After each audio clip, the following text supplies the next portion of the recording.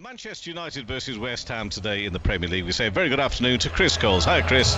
Hi, Kevin. Afternoon to you. Cricketing weather across the country today, including Old Trafford, Manchester. Our focus on 5 Sports Extra for the next couple of hours. And a meeting of the mediocre in the Premier League. 15th against 17th. Manchester United against West Ham United. Two teams badly struggling in the top flight this season. Manchester United at least have the Europa League final to concentrate the minds. West Ham looking for some positivity to give Graham Potter something to build on going into next season. Vivid colours around Old Trafford, always the case when the sun shines, the crisp blue sky above, in contrast with the red all around this famous old ground. And because the weather is so nice, many are out in their replica red Manchester United tops. Same for West Ham and their fans just away to our right. Teams are in the tunnel, and full commentary on the way on 5 Sports Extra. Alongside former England international Karen Bardsley. Karen, afternoon to you. Good afternoon. How are you doing, Chris? Yeah, very well, thanks. It's always great to be here. It's great to be here when the sun is shining. It's very rare to be here when Manchester United are playing West Ham and it's 15th against 17th in the Premier League. So we just don't know what kind of game we are going to get. No, we certainly don't. And it is a beautiful ground, this. You know, the atmosphere is lovely. There are red shirts everywhere, as you mentioned. It's glory and honor, the great man said, the banner hanging over us. And you just think how different, you know, this result is in terms of where they stand in the league, these two teams, and how they're going to approach this game. You know, is it going to be a bit more direct? Are we going to see some possession? It's really uncertain in terms of what we're going to see on the pitch today. Well, you hope from a neutral perspective that this would be with the pressure off both sides. I know Graham Potter is under a little bit of pressure because of his record since replacing the sacked Julen Lopetegui, but we hope in the sunshine we'll get a really entertaining game of football. Here come the two sides emerging from the tunnel in the corner here at Old Trafford. Manchester United led out by their captain Bruno Fernandes. I'll run you through the two sides in just a moment. Jarrod Bowen leading out West Ham, who are in their change strip this afternoon. White shirts, the claret shorts and the white socks. The referee is the Australian Jarrod Gillett, and the players make their way towards the halfway line. So the team news: Manchester United, as expected, making plenty of changes from their victory over Athletic Bilbao here in the Europa League semi-final, that convincing aggregate scoreline.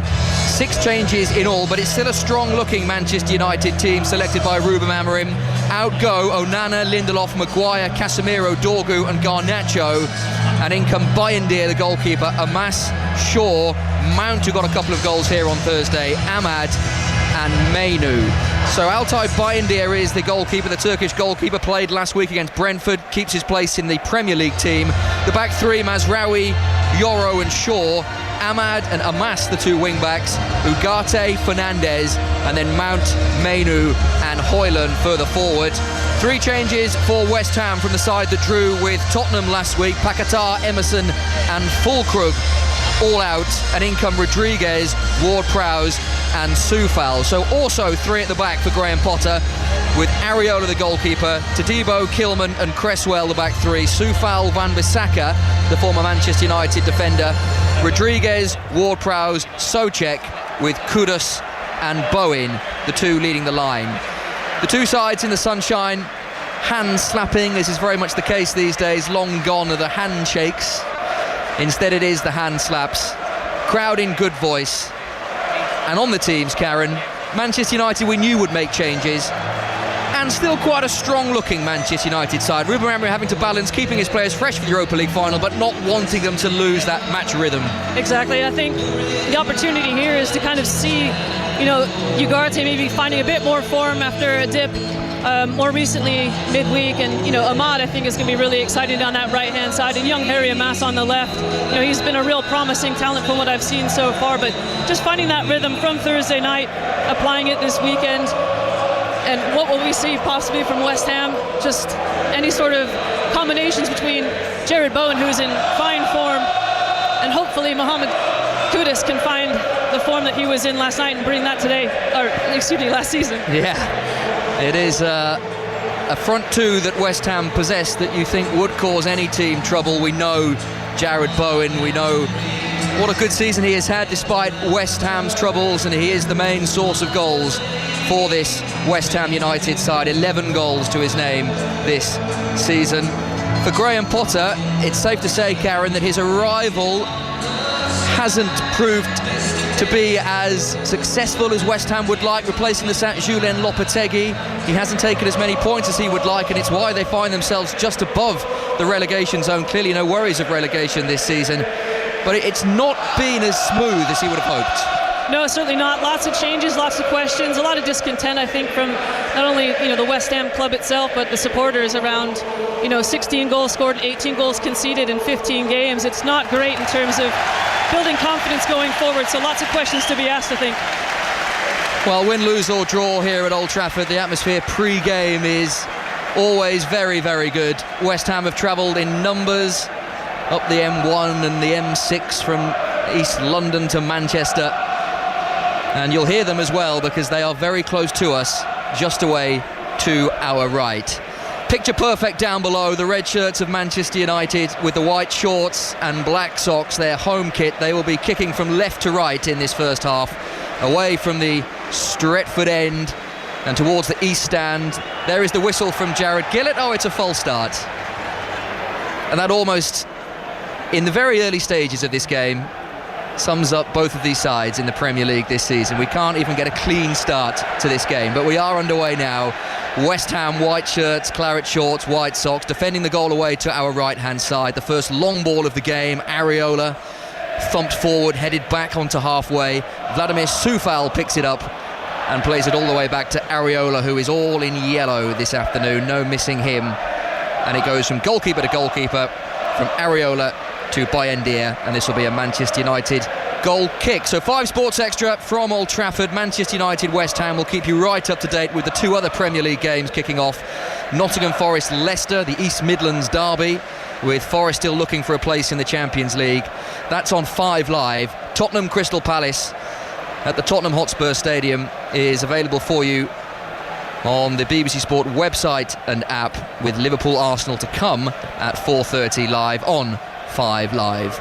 Manchester United yet to get a real feel of the ball. That'll change now. Ahmad on halfway plays it backwards of square, and here is Luke Shaw keeping his place in the Premier League team, what he would give for a run of games and a run of injury-free spells. Amas on that far side, battling there with Coufal, very close to the corner flag, and Coufal plays it against the young wing-back and wins West Ham a throw in the right-back area, 0-0. That's exactly the running that you want to see from this United side. Harry Amas driving up that left-hand side, putting Coufal under pressure immediately. It's a great start for United. Vladimir Coufal, along with Aaron Cresswell in this starting lineup, announced this week they'd be leaving West Ham at the end of the season, so they will be playing their final couple of games for West Ham, who are in possession of the ball in the bright sunshine, given away by Souček. Was he fouled as he followed through? He wasn't, and this will be a Manchester United throw just in front of the 2 head coaches, Graham Potter and Ruben Amorim, in his very smart rust-coloured chinos and the bright white trainers. Graham Potter more traditionally dressed in a tracksuit with his arms on his hips, watching Manchester United build slowly. Yoro and Ahmad, that's a loose touch from him, and it did just wander out of play. No, it didn't. It was very close to. And Manchester United keep hold of the ball. Shaw on that far side, the left, as Manchester United go from left to right. And it is the home side knocking the ball about under little pressure at the back. And Karen, we questioned what sort of game we were expecting. You think an early goal or two, as it would with most matches, would just get this game going. It really would. Højlund is full of running as he, the ball transitions over the top for Manchester United. But I think what anyone wants to see, especially from Højlund, is just the ability to get that ball in the back of the net. Decision making in the final third has obviously been an issue for United, and to just bang in a few goals for both of these teams would just be so exciting, give the fans something to get happy about, really. Lenny Yoro with the long hair bouncing as he strides forward. Here is Mazraoui, who has played plenty of games for Manchester United this season. Ruben Amorim, he wasn't so much questioning his fitness, but seemed to suggest after every single game that Mazraoui plays, you feel that could be it for a couple of games, because he's dead, as quote Ruben Amorim, but he's in the side again today. Ahmad making slow progress. near side the right. 95% of this Old Trafford pitch is in the sun, and there's a slither of shade created by the low roof of the Bobby Charlton stand that's running up the touchline. On the near side, Manchester United right as they go from left to right. Here is Mount. Excellent performance from the former England international on Thursday night. The big diagonal to Ahmad, who's level with the edge of the West Ham penalty area, running at Wan-Bissaka, just slows it down on the edge of the penalty area. Fernandes with a first time shot, couple of yards over the crossbar. First real opportunity of the game. Fernandes, we know he possesses great quality from that range, but his shot was always a couple of yards over. I think that's a great decision from Ahmad. He's in the corner of the area, he's 2v1, he's not really going to get round this West Ham defence, and he sees, Bruno Fernandes at the edge of the area and acres of space, so really good decision, and a shame that just flew over the crossbar. Good start. A bright start from Manchester United, who you assume would be full of confidence. I know their Premier League form is not great, but to win so convincingly against Athletic Bilbao over 2 legs, including that 4-1 win here on Thursday, will do plenty for this Manchester United team. West Ham moving forward on their right-hand side, the far side as we watch. A couple of neat touches and passes in field. Guido Rodriguez, Souček running in field. Rodriguez is on halfway, he's ignored, and Todibo can play it backwards of square to Kilman for West Ham for the first time in this game to enjoy some possession. West Ham, who are 8 games without a win, just 14 points from the 15 Premier League games since Graham Potter took charge, 12 points off, worse off than this stage last season. Every metric is down as Wan-Bissaka won't keep that in play, the long diagonal forward, and it drops out of play for a Manchester United throw. And it's amazing, Karen, to look at the Premier League table to see Manchester United 15th, Tottenham 16th, West Ham 17th. These are teams, especially with Manchester United and Tottenham, we're used to seeing right at the top end of the table, and just shows the struggles of all three, but in particular these two. Certainly, it's 2 Premier League teams in the wilderness, times we haven't seen recently, and a lot to be desired, I think, for the fans and the supporters of these 2 clubs. West Ham looking to build a dangerous attack on the left-hand side of the Manchester United box. Rodriguez was closed down instantly by Mount, and then Ahmad helps out his teammate too. Mainoo is close proximity, but Manchester United rather run into one another there, and Rodriguez can bring it forward. It's Kudus on this near side, the left, level with the edge of the Manchester United penalty area. Wan-Bissaka needs no second invitation to get forward, and it's back to Kudus again via Ward-Prowse. Low ball into the penalty area. Fernandes is comfortably heading that clear, and Kilman can start West Ham going forward once again. Cresswell in field, Ward-Prowse, Kudus exchange quick passes. Wan-Bissaka over the top of Mazraoui, and he's away from Ugarte and fouled by Ugarte. Wan-Bissaka, we know, possesses great strength. It looked like his initial ball over the top wasn't meant for him, but he chased it and wins his side a free kick. I don't know, I think it kind of was. There was a bit of a cheeky lift in there, and I think he knew that he just had to tap it into space and run. He's 1v1 with Ugarte, and you're going to back yourself with your Wan-Bissaka in the season he's having. Yeah, I'll take that back looking at the replay. I think you're absolutely right. I think he did mean that. He's, it's that intelligence. That's why he's been, so outstanding for West Ham, I think, this season. 61 appearances he made for Manchester United, Aaron Wan-Bissaka, moving from Crystal Palace, but he has certainly made an impact in this West Ham United side. James Ward-Prowse over this free kick, a couple of yards in from the touchline, so it's a crossing opportunity, and Ward-Prowse delivers a deep one into the penalty area and headed over the top. Did Souček get the final touch on that? It was right into the heart of the penalty area. It was an excellent delivery. Max Kilman got the final touch. It's that kind of set-piece area that West Ham will be dangerous with Ward-Prowse over these free kicks. Absolutely, he's got a wicked delivery. It's an in-swinger, and you can see Bandir not quite sure if he's going to come for it. That no-man's land sometimes can be so important in terms of being decisive as a goalkeeper, and you really have to control that area. Fernandes to Mount on halfway. Manchester United manoeuvre it out to that far side, the left, and Mas sensibly plays it back into his own half to ensure Manchester United keep hold of the ball. 0-0, 5 Sports Extra, 8 minutes played at Old Trafford. Still Nottingham Forest 0, Leicester 0. And at the Tottenham Hotspur Stadium, Tottenham 0, Crystal Palace 0. Foul by Kudus on Mainoo, and this will be a free kick to Manchester United just inside the West Ham United half. Mazraoui and now Yoro, who finds space inside the centre circle.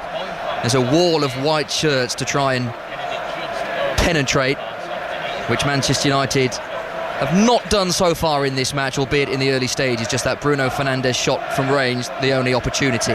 Mount, who has been busy, and when Mason Mount is busy, you know he's in decent nick. He's swung a beautiful diagonal to Ahmad on the left-hand angle of the penalty area. Now he's running at Wan-Bissaka. Step over, onto his left foot, shoots goalwards. Areola parries into danger. The right foot volley, Fernandes. High and wide and over the bar.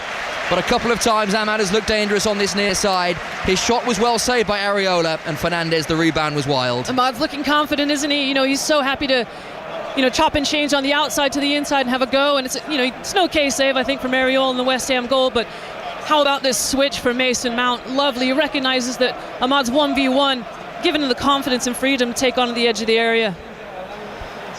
Yeah, Areola's save. Risky, wasn't it? As a goalkeeper, you'll know that when it's parried into that area, then there's panic stations. Fortunately for the goalkeeper, there were plenty of white shirts back to help out. Yeah, it wasn't a great clearance, I'll be honest, from the goalkeeper. You always want to try to get two hands to the ball, but fortunately for West Ham, they didn't suffer because of it. Crystal Palace have taken the lead away at Tottenham. Tottenham 0, Crystal Palace 1. Although I notice that VAR are having a look at it for a potential offside, so 1-0 for now, but that might be getting chalked off. 0-0 at Old Trafford, Manchester United, West Ham United. The home side have looked the more likely to score the first goal of the afternoon. Manchester United without a win in 6 Premier League games, West Ham without a win in 8.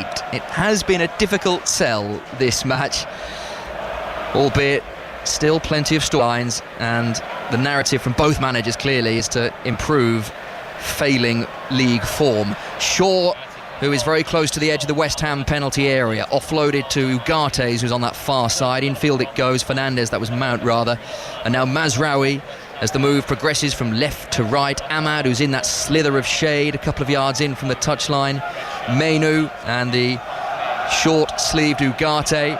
Mazraoui, despite the warm temperatures in his shirt, his short sleeve, but the base layer, and Yoro with the white boots to Shaw. And Karen, Manchester United monopolising possession, and that's not necessarily a surprise. No, it isn't. I think obviously West Ham were always going to try to make it difficult to play through the midfield and hopefully give some space in the wide areas. But I've seen Mainoo pull off the back line quite a lot. He's in acres of space, but United are turning down that pass and the opportunity to play through him, and I wonder why. Højlund dispossessed by Kilman, and down goes Bowen on that far side, the right for West Ham, wins his side a free kick. That Crystal Palace goal, by the way, ruled out for offside, so still Tottenham 0, Crystal Palace 0. West Ham building slowly. Rodriguez with the outside of his right boot finds Cresswell, 35 years of age now. Aaron Cresswell has been, as they say, Karen, a great servant to West Ham United, but this will be his final season. Ward-Prowse, base of the centre circle, rolled into Manchester United's half. Soufal, another one who's leaving the club, and all the way back now to Alphonse Areola. West Ham looking for a rare league double over Manchester United, having beaten them down at the London Stadium earlier in the season. A game not without its controversy, Jared Bowen scoring a very late penalty that eventually Howard Webb, the head of the PGMOL, said that in the aftermath it shouldn't have been awarded as a penalty. Not that Erik ten Hag had much sympathy, because he lost his job the day after that defeat down at the London Stadium. And the last time West Ham did the league double over Manchester United, 2006-2007, which was significant because one Carlos Tevez scored for West Ham United on that day, helped them survive in the Premier League. Tevez, who then had a very successful time at Old Trafford. The ball a little bit loose in midfield. It's Souček who heads back to Todibo. His clearance is up rather than out. Bowen, in between several Manchester United players, was immediately surrounded by Amas and Fernandes, and now Yoro has it, left-hand side of the centre circle. And sometimes, Karen, with 3-4-3s, it can get quite congested in the middle of the park, and we're certainly seeing the middle third is is full of players. No, it is so compact centre. There's so many numbers, and that's why the space is in the wide areas, and I think that's why Ahmad had so much success the first 5 minutes. And it's with Ahmad once again. First start for Manchester United in the Premier League since early February. Ugarte short of Fernandes, central position, 25 yards out, the give and go with Mount. That was nice. Amas, left-hand side of the box. It's back to the orchestrator-in-chief, Fernandes, whose cross was blocked at source. To Debo with some good work. And Fernandes will go all the way back to Yoro, who's just inside the West Ham half. Manchester United looking to move the ball around quickly, but as yet West Ham have not had a real moment of danger to be concerned. A couple of half chances, and they've come mainly from Ahmad. Now Højlund with a little burst down the inside right channel, takes the ball out of the penalty area to ensure Manchester United still have the ball.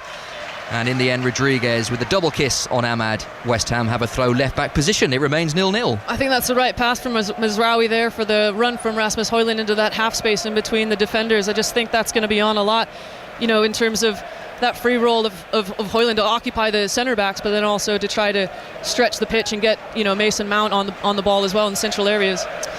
The voice of former England international Karen Bardsley with us on 5 Sports Extra. Down goes Rodriguez midway through the West Ham half. No free kick, says Jared Gillett, allowing the play to continue. Kudus now. Manchester United noticeably very quick to win the ball back. Whenever a white shirt emerges with it, you look up and there are 3, maybe 4 red shirts very keen to win the ball back. They're managing the regains exceptionally well, United, in terms of just controlling the game and taking any sort of momentum away from West Ham immediately. Cresswell decides to move the ball out from a pretty tight situation very close to the touchline and uses Areola, the goalkeeper. Ward-Prowse with an early pass to Debo, to Bowen. If he got the first time pass correct, Soufal might have been in. Mount looking for the run of Højlund, again the right idea, but Todibo read it. Mount though very keen to win the ball back from Todibo, who's going this way and that, and luckily Ward-Prowse was on hand. The pressure lifter there, Ward-Prowse, and Todibo got himself out of danger very expertly there. No, fair play to Todibo. He wiggles his way out and manages to hold onto possession, which, lately this season has been quite rare for West Ham. Ward-Prowse plays it over halfway, and Thomas Souček, another one enjoying a good goal-scoring season. West Ham, you do wonder where they would be without their main performers, without Bowen's goals, without Souček's goals. Todibo with the long diagonal on that far side of the right. Soufal is well advanced, running at Amas, level with the edge of the Manchester United penalty area. Bowen offers support infield. The ball back to Soufal was under hit, and as such the momentum of the attack has just been checked. And now we're all the way back into West Ham United territory. Todibo back over halfway. Soufal has space to run into. Bowen on that far side, the right. He's running at Amas. Away from Amas. Ball into the back post. Wan-Bissaka will pick this up just inside the penalty area. The overlapping Cresswell was the thought. In the end, it was just behind Cresswell. Wan-Bissaka, though, retrieves possession. Bright spell this for West Ham in the bright Old Trafford sunshine. 0-0 with Manchester United. Here is Rodriguez, close to the corner flag. His low ball in will come to nothing because the offside flag is up over on that far side. And a promising West Ham move ends in a Manchester United free kick. Manchester United 0, West Ham United 0. I do think that was a good spell of attack in terms of possession, from Soufal getting forward down that right-hand side. He gets a good cross into the area. And to be fair to, Wan-Bissaka, he found himself in acres of space. It wasn't very well marked, so it's unfortunate for West Ham that didn't come off a little bit more accurately. It prompts a round of applause from Graham Potter, the West Ham United head coach, formerly of Swansea and Brighton and Chelsea. Always felt that his next move, the move after Chelsea, was always going to be so important for him to try and rebuild after such success, relative success with Swansea and Brighton. It didn't go to plan at Chelsea. It's not going to plan at West Ham since replacing the sacked Julen Lopetegui in January. So difficult on that point there, Chris, though, isn't it? When you inherit a team that doesn't really suit the style that you want to play, and you have to kind of try to implement your ideas in a really short space of time. It's not come off, but I think the argument is out there amongst West Ham fans. If does he deserve a transfer window? Does he deserve to stay? So it'll be interesting to see. In my opinion, I think he does. It's a precious commodity, isn't it, in Premier League football? Time. West Ham traditionally are a club that give managers time.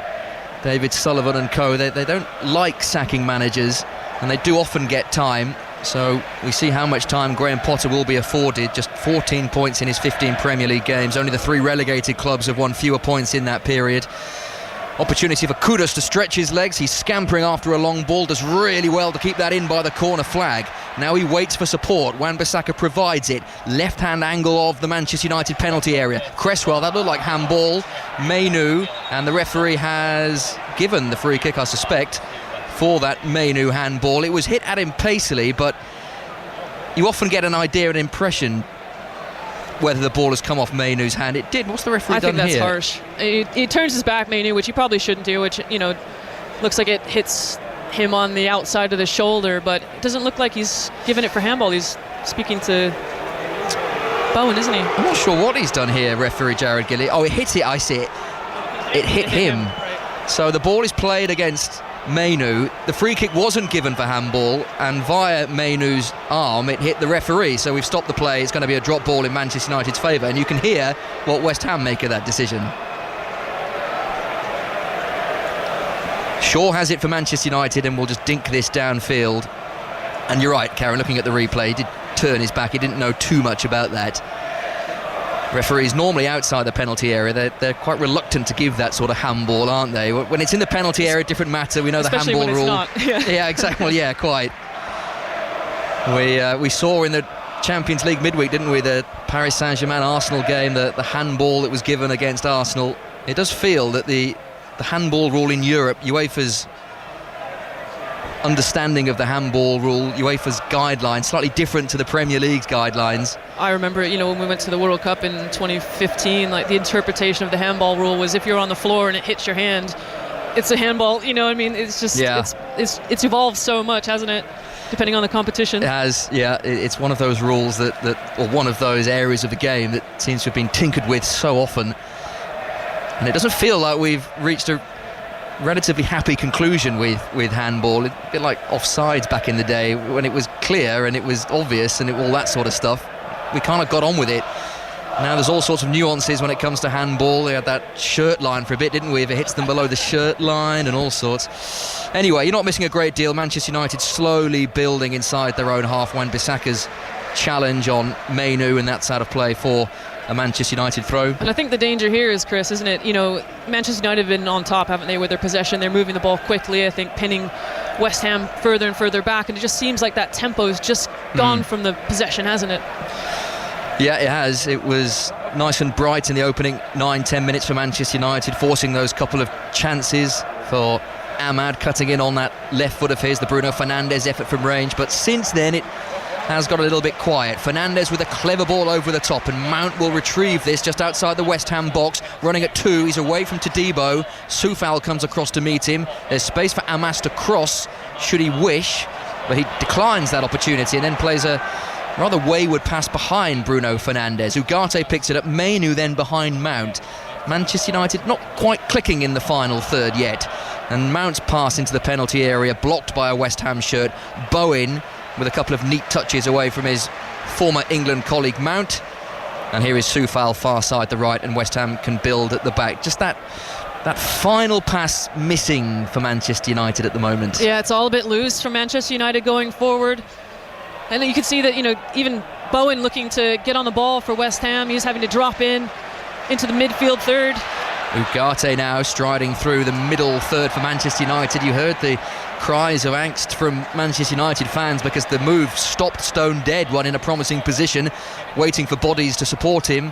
The ball is with Amas and now Mount on the angle of the penalty area. The red-booted Fernandes.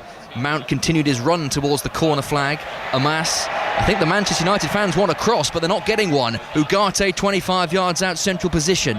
Fernandes, all this at a very slow pace for the home side. Yoro and Ahmad exchange passes, then Yoro's direct ball to Mainoo is cut out by Wan-Bissaka, and this is nothing new for Manchester United fans. They have been quite used to seeing this in the Premier League this season. The ball getting to a promising position and then that final execution not quite there. You can hear the frustration from both sets of fans. I think it's loose in the passing from both teams. Manchester United had 3-4 in the box and the cross didn't come. maybe there's too much stagnation in their movement, once they arrive in that final third. And I just think it comes back to how quickly United need to move the ball. The tempo needs to be lifted. Leicester in front against Nottingham Forest at the City Ground over on 5 Live. Forest 0, Leicester 1. Forest, who have been wobbling of late in their quest for Champions League football. That's a good ball over the top for Højlund to chase. Left-hand side of the penalty area. Angle not great, and his low ball in was easily cut out by Kilman, and Todibo could complete the clearance out of play for a Manchester United throw midway through the West Ham half. It's that movement that we've not seen a great deal of from Højlund, but when he provides that out ball, it gives Manchester United an avenue to play. Ahmad won't get on the end of that. Wan-Bissaka cuts it out and hope to get on the end of his through ball. He's out of position now. Ahmad looking to exploit it on the edge of the penalty area. Here's Mainoo. This time he does cross, stooping front post header by Kilman. He got that just about right. Any lower, he would have been headbutting the ground there. And now Rodriguez can bring it forward for West Ham. That was an awkward header for Kilman. He was probably regretting his decision with every passing millisecond there, but he got the job done. You got to do what you got to do, but you could easily have put his foot through it, I think. But, he thought he was getting there first, and fair play to him. He did in the end. But the quality into the box has been poor for Manchester United. I think Mainoo, he needs to beat the first defender, and he hasn't done that. The decision-making, as you said, like rightly, Chris, just hasn't been there in that attacking third for Manchester United. Leicester were not in front for long. Forest have equalised. Morgan Gibbs-White after Connor Cody had given Leicester City the lead. So Forest 1, Leicester 1. That over on 5 Live, with Liverpool Arsenal to come at 4:30 over on 5 Live. Still Tottenham 0, Crystal Palace 0 in the other 2:15 kickoff. And here 0-0 between Manchester United and West Ham. Earlier Newcastle strengthening their Champions League position with a 2-0 win over 10-man Chelsea. Nicholas Jackson rather recklessly being sent off. West Ham with Ward-Prowse surging over halfway, has the ball in the centre circle. They're heading towards the penalty area. Cresswell thought about the big diagonal to the back post, uses Wan-Bissaka back to Cresswell, and the two defenders combine neatly. Wan-Bissaka thought about shooting, clever ball. Kudus inside the penalty area, onto his left foot, drives it in low and deflected in. West Ham United have the lead. Thomas Souček gets the touch, and West Ham lead at Old Trafford. Made by Cresswell, finished by Souček. Manchester United 0, West Ham 1. But you know what? Jared Bowen and the movement from Kudus allows him to get on the ball and beat his player 1v1, to put that ball across, to find Souček at the back post.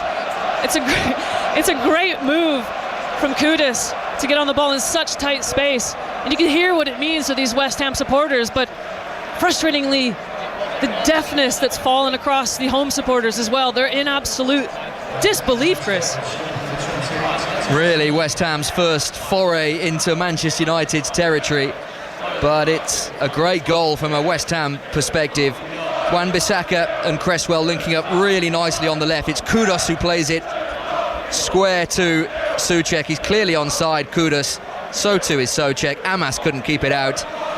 And it's a really well-crafted goal from a West Ham perspective. It is, again, that movement, that double movement from Bowen and then Kudus. But Wan-Bissaka to find that run in space as well is really well worked from West Ham United. Credit needs to be given where it's due. Another goal for Thomas Souček, who has been in very good goal-scoring form for West Ham. That's his 9th goal of the season. He got 10 in 2020-2021, so he's closing in on that personal milestone. And West Ham United have the lead. No win in their last 8 Premier League games, but in front at Old Trafford against a Manchester United team also not in great Premier League form. Do you think, Chris, if I may, on that goal, just watching that back again, you could see Ahmad, his defensive responsibilities, playing wing back. He completely mistimes that tackle, goes to ground and allows Wan-Bissaka to get past him. And I just think that is a concern, isn't it, going forward, if he is going to play in that role, like what are his defensive responsibilities and how well can he execute in the moment. It's not the first time he's played a wing-back for Manchester United, of course, but you're right, a player who is synonymous with attacking in his loan spell with Sunderland in particular. It's can be a difficult discipline to get your head around, wing-backs who provide so much attacking width but clearly cannot deviate from their defensive responsibilities as well. West Ham with the lead, and their fans are enjoying their day at Old Trafford. They don't tend to enjoy their days at Old Trafford. Manchester United unbeaten in their last 16 Premier League home games against the Hammers. They've won their last 4 actually without conceding, so West Ham have at least gone one better than their previous 4 visits here. Graham Potter still motionless with his arms folded. Ruben Amorim is pacing up and down his technical area. They're not the biggest technical areas here at Old Trafford, but he's going from one side to the other with his head down, chuntering to himself, rolling his hands together. His Manchester United side trail again at Old Trafford in the Premier League, and it's just given West Ham that little bit of momentum, that little bit of impetus, Karen. You felt the first goal was always likely to be crucial, and it's gone to West Ham, who have something to hold on to here, and they're on the attack again with Bowen on the right hand side of the penalty area, running at the Manchester United box, which is now almost fully in shade. Bowen onto his left foot, slows the move down to allow others to join. Infield it goes, lovely turn, Kudus onto his left foot, drives goalwards and over. Hit that cleanly, hit that well. Bayındır always had it covered, but not too far away, and West Ham now very much the aggressors, leading this game 1-0. And that just illustrates the confidence that a goal can give a team, doesn't it? You know, Kudus did so well to create that opportunity, and now he's just feeling it. You know, Jared Bowen's getting up there, moving out into that wide channel. You know, goal scorer turned creator. He is an influential player for West Ham. One of those players, I think, Karen, that West Ham fans feel that he should be maybe a little bit more useful with his numbers moving forward. He's got such potential, he's got great pace, he's got great strength. You feel there's a real player in there, isn't there, somewhere, and they just want to see that a little bit more consistently, maybe. In terms of Bowen, you know, he's gotten into double digits for the last 3 seasons, Isn't that right? You know, so I think it's not just down to him. Yes, he's club captain, he will shoulder that responsibility, and he'll feel that he is responsible ultimately for the performance of the team, but I think for me, the club, the squad building to support a player like that needs to be better. Oh, absolutely, yeah. Manchester United 0, West Ham 1. It's Ahmad and Ugarte exchanging passes. Mazraoui a little bit short. Kudus clatters into a challenge. Out of play for a West Ham United throw. With half an hour played on 5 Sports Extra. West Ham fans are blowing bubbles very happily away to our right. The Old Trafford fans are very quiet. They're doing their best, those in the Stretford end, to get behind their side, but so difficult this season to latch onto anything positive domestically. It's the 22nd time this season in the Premier League that Manchester United have conceded the first goal. Only Leicester and Southampton have conceded the first goal more often. Bayındır all in blue, out of his penalty area to clear. Ugarte challenged by Cresswell, who wanted that a little bit more than the Uruguayan. Here is Kudus, who plays it back into West Ham territory, and now Todibo. You can hear the West Ham fans and the effect that goal has had on them and the West Ham team, who are playing with great confidence now, leading this game by 1-0. Here is the goal scorer, Souček, to Sofal on the edge of the penalty area. Fine ball in that Kudus wasn't too far away from getting on the end of. Shaw in front of his goalkeeper, and it's the corner that conceded eventually. Communication not maybe as strong as it could have been there, because that was easily Bayındır's. Shaw in the way, and Mazraoui puts it behind for a corner.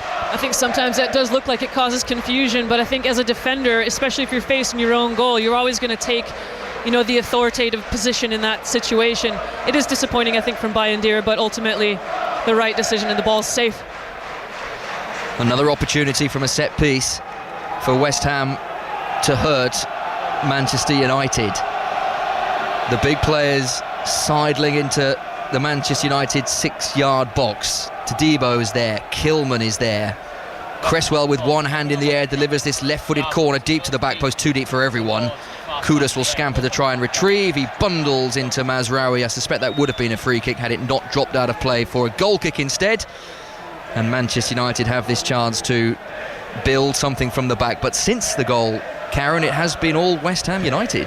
It has. They've got their tails up, haven't they? They look confident going forward. They look like, especially down this left-hand side, Wan-Bissaka just seems to be in acres of space, and you're just waiting for that switch to come. But at the minute, all the play is going down this right-hand side for West Ham.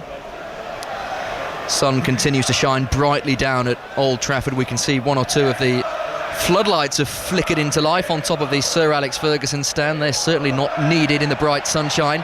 Hoyland holds it up nicely, inviting Ahmad to come forward now for Manchester United. Running at the back, peddling Wan-Bissaka into the penalty area. Prodded, left-footed ball back. Hoyland, left foot shot over the bar. Off balance, turning away from goal. Technique has to be so secure there. It wasn't a bad hit, but always wide. I just don't think it was the right decision, in my opinion. I think, he doesn't look like he's in control of the ball. He's miles away from the goal. He's got Bruno Fernandes to his left, and he chooses to shoot. There's tons of bodies in the way. As confident as you are, it's just not the right decision for me. Yeah, the sign of a striker that hasn't had too much to feed off so far in this game. You suspect 2 goals in his last 3 appearances, Rasmus Højlund, that after just 1 goal in his previous 28 appearances. A player who's very much mirrored Manchester United's domestic season in terms of his form. Wan-Bissaka, lovely dummy. Kudus holds it up against Mazraoui, who got back at Mohamed Kudus. And now Mainoo, who wanted to go forward but didn't see too much red in front of him. Ahmad having to do it all his own way again. Wan-Bissaka is in the way. Ugarte now snapping into a challenge. It's all a little bit loose and frenetic for Manchester United in their midfield. They need a little bit of more quality if they're to get themselves back into this game. Yoro to Mount, who demanded the ball to feet and gets it to feet. Diagonal ball to Højlund. That's a fine ball, and Højlund's first time touch takes it away from goal and away from Areola. And he was caught in 2 minds, I suspect, there, whether to shoot first time on the volley or whether to control. And in the end, he did neither. It was a delicious ball, though, I have to say, and he found himself in a really good position. He split both centre-backs, and he was on his way as soon as Bruno Fernandes got his head up. And it just falls, and he doesn't quite get enough purchase to really put it on target. Oh, sorry, it's Mason Mount. Yeah, it was Mount's first time swivel and It was a lovely ball. It was, wasn't it? Great vision from him.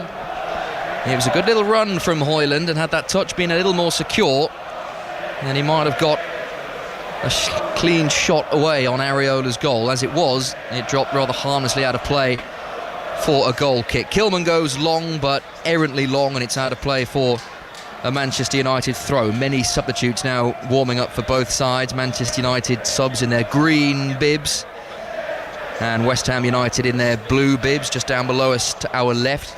Director's box very close to us on the left. Plenty of dignitaries in there, and the 2 head coaches just down below. They've stayed in the technical areas, both Amorim and Potter, for the entirety of this first half, which has 10 minutes left to play on 5 Sports Extra. Manchester United 0, West Ham United 1. And there's a measure of control about the way West Ham are playing. They would go above Manchester United with a win, up to 15th, dropping Manchester United to 16th. And Spurs to 17th, although Spurs are in action at the moment. 0-0 with Crystal Palace, also with about 9 minutes to play until half-time. Still Forest 1, Leicester 1 at the City Ground. Bowen away from Yoro and into the Manchester United half. Far side the right, very close to the touchline. Amas wins the ball back, tries to move away from 3 West Ham players and does win his side a throw. Here is Ugarte, who is in the middle of his own half. Great run, Ahmad, and if he's found, he's clean through. It was a nice run, very nearly a perfectly accurately hit pass, but it was cut out. And now Kudus at the other end for West Ham. He's away from Mazraoui. Angle not great, but he's into the penalty area, onto his left foot. At the back post was Soufal. At least it was until he slipped, and that's out of play for a Manchester United throw. Very nearly West Ham exploiting a gap on that left-hand side. No, it was a bullet dodge, that's for sure, from Manchester United. But I don't know about you, Chris, but does Mazraoui look a little bit leggy at the minute? Doesn't look like he's moving with that fluency and the speed that we're used to seeing from him. Yeah, he's played in 34 of Manchester United's 35 Premier League games this season. He was rested last week against Brentford, but he played on Thursday, and yeah, maybe we are seeing signs of a long old season for a player who's played at centre-back. He's played at wing-back as well. He was out of position there, and Kudus very nearly exploited the gap. West Ham fans making all the noise at Old Trafford. Their side lead by a goal to 0 on 5 Sports Extra. Amas goes all the way back to Bayindir, who has to think sharply with Kudus eating up the yards on him. Mazraoui, the aforementioned Moroccan international, downfield. Højlund needs to hold the ball up better than that.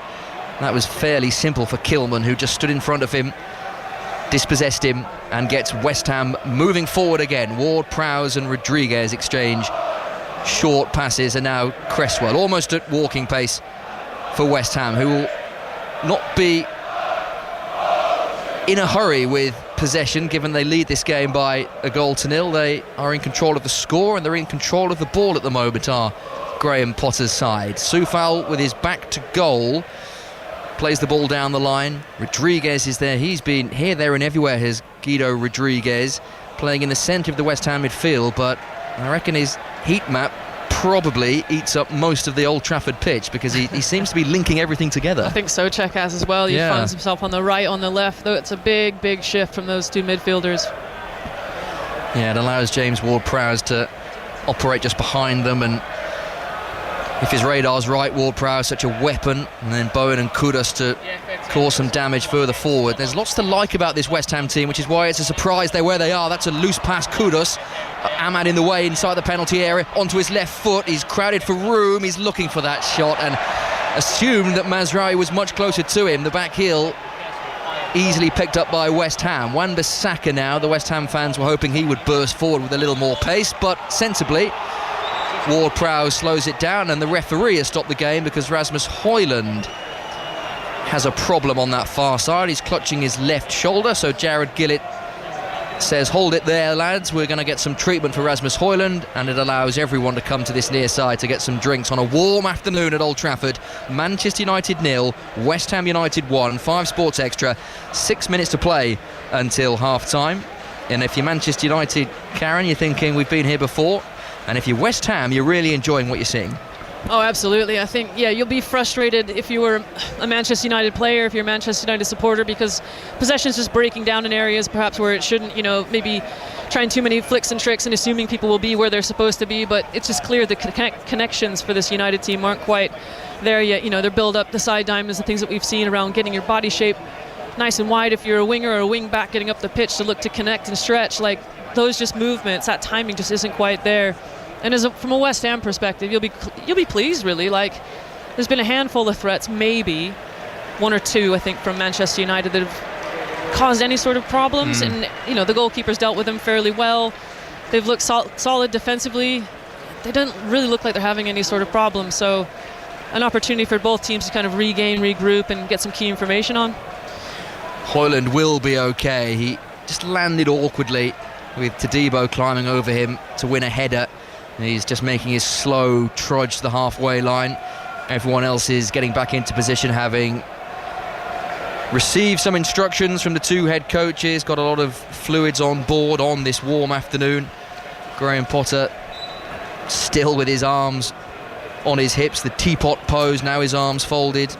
And Ruben Amorim, who often adopts the Marcelo Bielsa pose on his haunches. There's no bucket to sit on that Bielsa made so famous, but Ruben Amorim in his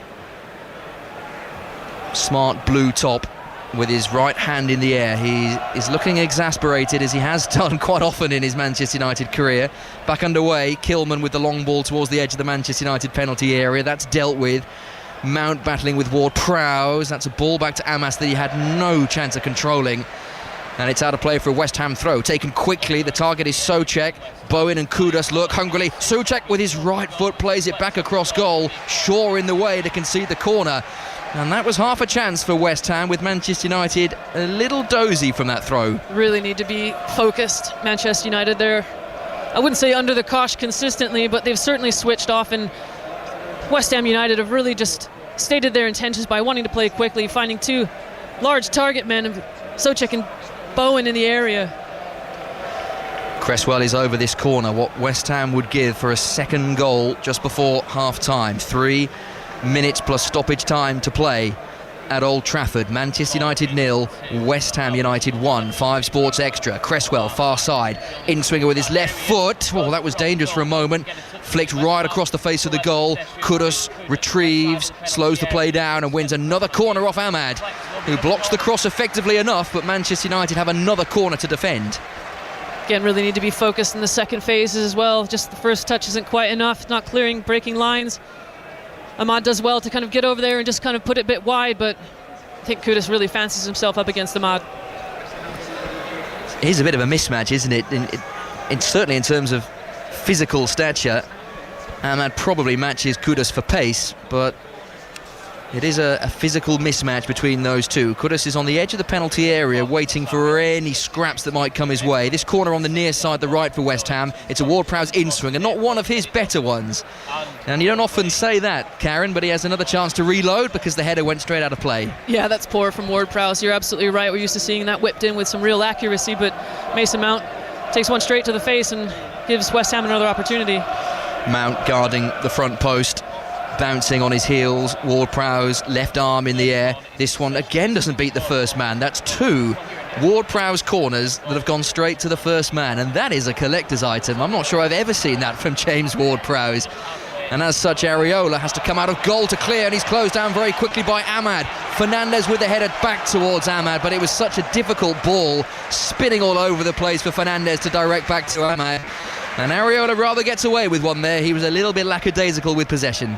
He did, and it can happen when you're not involved in the game very much. You know, been there as a goalkeeper, you just switch off. You don't really realize just how quickly you're getting closed down, and he's very, very fortunate that didn't fall a bit more gracefully, I would say, for Manchester United. Manchester United 0, West Ham 1. We have a minute of the first half to play, and we'll have a little glance down to Adam Herczeg, who is the 4th official today, to see how much added on time there will be at the end of this first half. You imagine there'll be the obligatory 1, maybe 2. There's not been too many stoppages. Hoyland receiving treatment, but that was a stoppage that wasn't particularly long. We've had the goal. How much ambition will Manchester United show to get an equaliser before half-time? Shaw is on the halfway line, far side the left. The ball over the top to Hoyland. He will get on the end of this inside the penalty area. Kilman with his back to goal, or Hoyland with his back to goal, Kilman in the way. The layoff went straight to a white shirt. He didn't really look Hoyland as he played that. Kudus then lifted over 2 Manchester United players, and now West Ham suddenly striding forward. It's Bowen on the edge of the penalty area, running at Shaw. Bowen onto his right foot, across goal, but Shaw stuck to his task. However, another West Ham United corner, and there is no doubt that they are ending this side the stronger of the two, and in fact they have been the stronger of the two ever since Souček gave them that lead. No, they really have been on top. They've controlled the game really well. The possession, you know, it's been transitional at moments, particularly in the midfield, but as you say, Chris, rightly, I think West Ham can feel really confident about the latter stages of this first half performance. 2 minutes will be played at the end of this first half, and we are into those 2 minutes now. Many of the fans have seen enough for the first half, filing down the concourse to get a half-time refreshment. This corner in front of the Stretford end, very quiet, most of them standing, plenty of red replica shirts on display. One hand in the air from Cresswell, crowded penalty area, left-footed ball in, Sofal headed it on, it was cleared at the front post, heavy touch from Mount, he ran into Ward-Prowse who wins it back for West Ham. Another ball into the penalty area that's low trajectory. Shaw, stooping Luke Shaw, heads that one away. Kudus will retrieve the ball on this near side, the left, and I just wonder whether he'll think about playing it back to his goalkeeper to ensure that West Ham go into half-time with a 1-goal lead. In fact, that's exactly what Aaron Cresswell decides as we enter the final minute of the first half. And given the way both sides are approaching this final minute, it feels like both are settling for this half-time scoreline. West Ham in particular, they lead at Old Trafford by 1-0. Tottenham are behind as well. Tottenham 0, Crystal Palace 1, so that would put Spurs 17th, Manchester United 16th, and West Ham up to 15th. Here is Aaron Wan-Bissaka, the former Manchester United player, near side the left, rolled into the feet of Kudus, who will keep this in play. We only have 20 seconds of the first half remaining. Mazraoui in the way of a through ball. Wan-Bissaka was interested in that, and in fact the flag was up, so Wan-Bissaka moved a fraction too soon. Manchester United free kick, but if they want a goal before half-time, they need to get this ball forward pronto, because we are into the final seconds. That hasn't happened. Mazraoui into the feet of Fernandez, who was fouled by Rodriguez, but that is the final act of the first half, and it's been a very good half for West Ham United, without a Premier League win in 8, but they lead at Old Trafford by 1-0. Thomas Souček's 9th of the season, really well curated by West Ham. Good move down the left-hand side, Kudus across goal, Souček with a touch into the corner. Manchester United started well, couple of half chances for Ahmad, forcing decent Areola saves, But you have to say, Karen Bardsley, at half-time, this is a deserved lead for the visitors. Yeah, look, we didn't expect fireworks from this game, did we, Chris? But, West Ham United did what they needed to do. They kept the ball out the other end, obviously, and gave themselves an opportunity to get on the score sheet with some really great movement off the ball from Kudus and a great delivery and a good finish from Souček at the back post. So they'll be really confident going, I think, into the second half with the way they finished the first. And for Manchester United's perspective, it feels like it's same old in the Premier League. In Europe, they're untouchable. In the Premier League, something is not there, and it's just not clicking. And you didn't really fancy them getting back into that game. You normally, Manchester United of old, they fall behind, the crowd right behind them, they flood forward. We just aren't seeing that. We haven't seen it this season, we're not seeing it today. No, I'll be honest, they don't really look terribly confident going forward, do they? I mean, I think Højlund, has made some good runs when the ball hasn't come, or there's been opportunities where he's not really held the play up and linked up underneath. The sloppy, frankly, like trying to play through the midfield, wrong decisions in terms of when to speed up the game, in terms of tempo and when to slow it down. So yeah, the zip from the first 5-10 minutes from Manchester United is just gone. Plenty of work to do then for Manchester United, but for West Ham United, they are in a very good position at Old Trafford, a position they are not used to being in here, given their poor record away at Manchester United.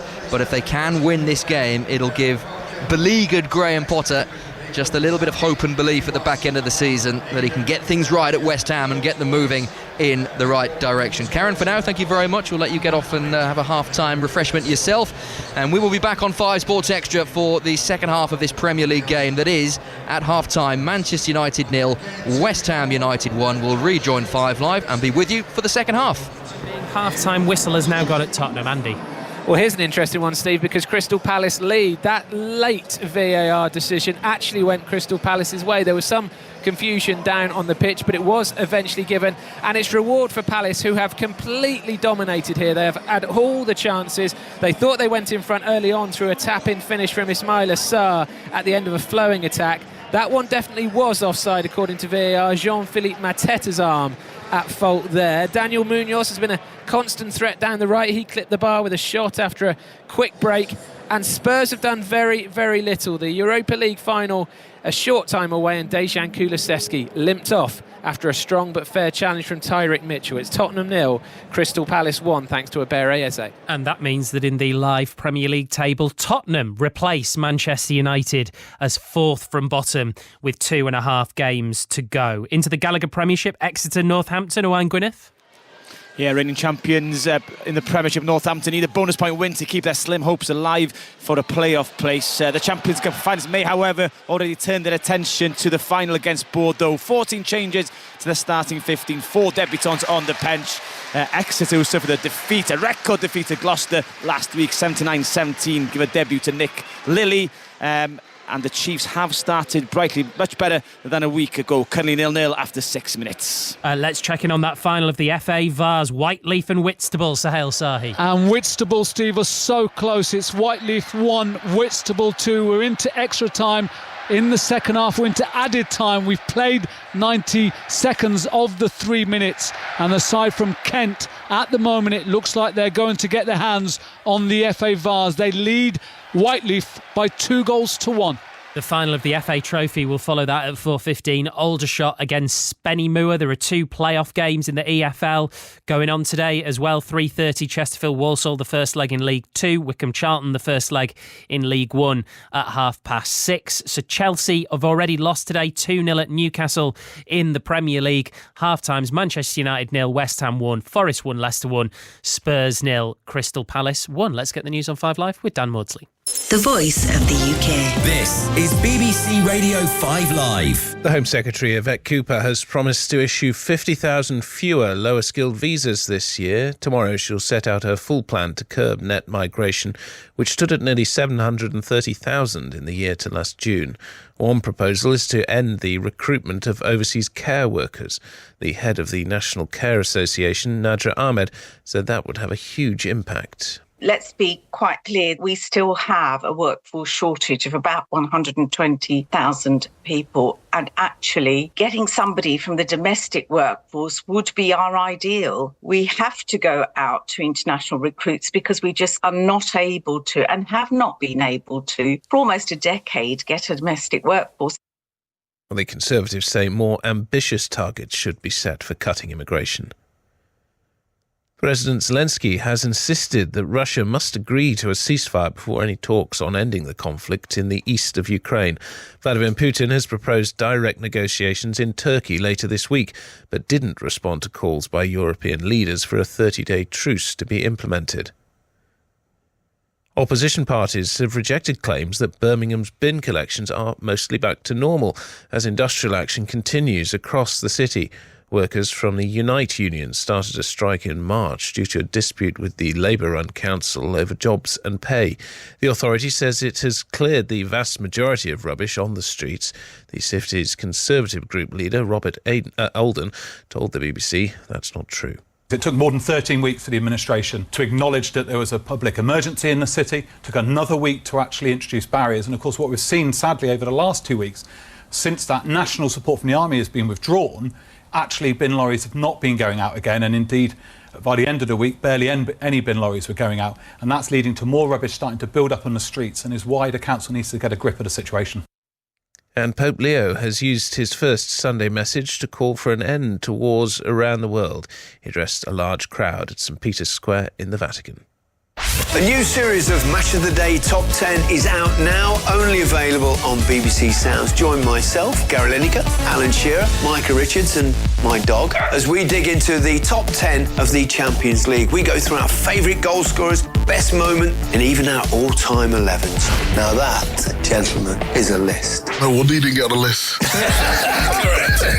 He didn't get on the reserve list. You can listen right now on BBC Sounds. This is 5 Live Sports with Steve Crossman. Listen on BBC Sounds. And let's go back to Rome. Jack Draper in action, watching Russell Fuller.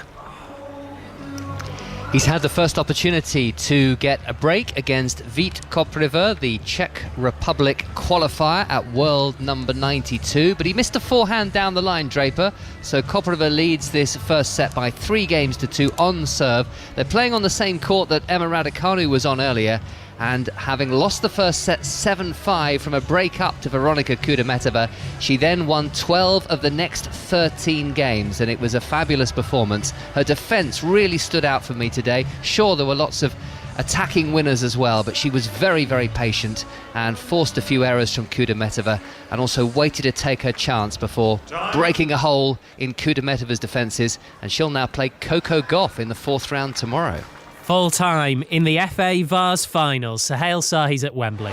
It's ended Whitelift 1, Whitstable 2. So Whitstable, they're the 2025 winners of the FA Vase, a 139-year history, and they get their hands on a beautiful silver trophy with a rich history. The side from Kent, they fought back from a goal down to win after extra time, with Ronald Sithole not to be denied after he earlier struck the post 6 yards out. Whiteleaf, they more than played their part, Steve. However, it's the 10,000 Whitstable supporters who are celebrating right now with the players.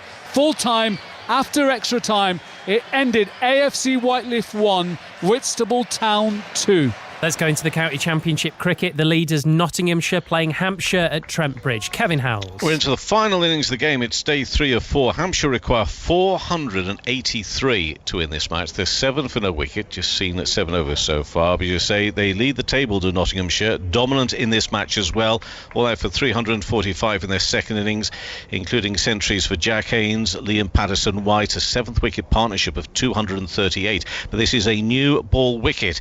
If Hampshire can get through this, they stand a chance, but a lot of runs needed. The games elsewhere, Jason Roy's first red ball game in 5 years back for Surrey, so in field for 160 overs. He's not used to that, and he faced only 2 balls as well. He made only 2 away to Warwickshire. Surrey are 250 for 5, trailed by 415 runs, and I see that Sussex are all out against Worcestershire, 256, so Worcestershire need 361 to win that one at Hove. In the second Women's Challenge Cup semi-final, later score St Helens 8, York Valkyrie 6 in just over an hour. The second place in the Men's Challenge Cup final will be won by either Warrington Wolves or Lee Leopards, with the winner facing Hull KR. Richard Steads at the TW Stadium. Yeah, potential for this to be a really good game this afternoon, Steve. Warrington have got some players back. King, Ashton and 2 times Lance Todd Trophy winner Mark Sneed back for Sam Burgess. There were question marks over Lee's fullback David Armstrong. Now he does play, although the fact Bailey Hodgson has been named on the bench potentially is still carrying something for the Leopards. But as you say, a place in the Challenge Cup final 2025 at stake. It's Warrington Wolves against Lee Leopards. In League 2, Chesterfield take on Walsall in the first leg of their playoff semi-final. Kicks off in 15 minutes. Chesterfield just snuck in on the final day. Walsall missed out on automatic promotion with seconds left of the regular season. Sani Rudravajula. Musical chairs, 119 days. Walsall had a seat and topped the table. The hosts out of the playoff spots from Boxing Day until the music stopped last Saturday. Chesterfield unchanged on the side at 6 unbeaten. John Fleck has 2 promotions with Sheffield United. The experienced Scotsman's in the middle. Will Grigg has 12 and leads the line. Walsall have captain Jamil Matt back up front. Their first win at Crewe. Well, their win at Crewe was their first in 14 games. Because strong on set pieces, though. Eyes on defender Taylor Allen. 3 free kicks in his 7 this season. Thank you, Sani. Second halves of Manchester United 0, West Ham 1, Nottingham Forest 1, Leicester 1 and Spurs 0, Crystal Palace 1. All on the way on 5 Live. We're at the City Ground on 5 Sports Extra, Old Trafford and the Tottenham Hotspur Stadium on the BBC Sport website and app. Already today, Newcastle have beaten Chelsea by 2-0. 4:30, we'll be bringing you full commentary from Anfield of Liverpool versus Arsenal. Feet a guard of honour, John Murray, but not for you. Yes, very much so. That's what we are anticipating and expecting to see before the start of the match. But I must say, it's a glorious day here. It's hot, actually. One of our friends on the door of the media entrance told me, he said it's going to be over 70 degrees later. So you cannot miss the fact that there's Champions 20 memorabilia every corner you go around here, so they'll be making a roaring trade. And we've just seen the Liverpool team bus welcomed by thousands of people actually lining the streets and outside Anfield as it entered the stadium. 70 degrees? That's what they said. Have you always worked in Fahrenheit? Said it was going to be 71. Crikey. Well, actually, I quite like working in both. Do you? Steve. Yeah, because I think it's a nice offering. It's a nice variety to offer the public. Oh, I do like that. I think next time a shot is a yard wide, you should also do it in feet and inches then. Well, that's something we sometimes do that. Oh, lovely. Centimetres, inches. I feel like I'm on the commentator's view. Well, we're all things to all people. Absolutely. Stephen Warnock, good afternoon. Hi, Steve. How are you? Yeah, very good, thank you. How do you think this is going to feel inside Anfield today? Well, I think Liverpool are going to want to make a statement and show that they are champions and why they are champions. I think from an Arsenal point of view, they've got a lot of critics at the moment, a lot of answers or a lot of questions being asked of them, and the answers haven't been there. I think Mikel Arteta is a manager who is a little bit quirky at the moment, a little bit interesting with a lot of his answers in press conferences. I think there's a lot of people listening to his answers and thinking that he's a little bit rattled at the moment. So they need a big performance today, and obviously they're still trying to make sure that they get qualification to the Champions League, which, if they get the victory, they can achieve today. What's it been like walking in, John? Walking into the ground? Well, yeah, I'm curious about the atmosphere, really. Yeah, because buoyant. Everything's felt very much like a party, hasn't it? Absolutely, exactly that. You know, it's a beautiful day. I mentioned all of the memorabilia outside the ground. Yeah, lots of smiling faces, lots of happiness. Yeah, the thing, Steve, as well, is when you think about the houses around the area, they're draped in red. The feeling is that Liverpool are champions and they're going to celebrate it. Liverpool-Arsenal in full at 4:30. Thank you very much, you two. Remember, choice of listening right now, 5 Sports Extra, Manchester United, West Ham, BBC Sport website, Spurs, Crystal Palace, here on 5 Live, ready to go at the City Ground. Vicky Sparks. Thanks very much, Steve. Yes, just kicked off in this second half as Nottingham Forest. Welcome back to Old Trafford on 5 Sports Extra.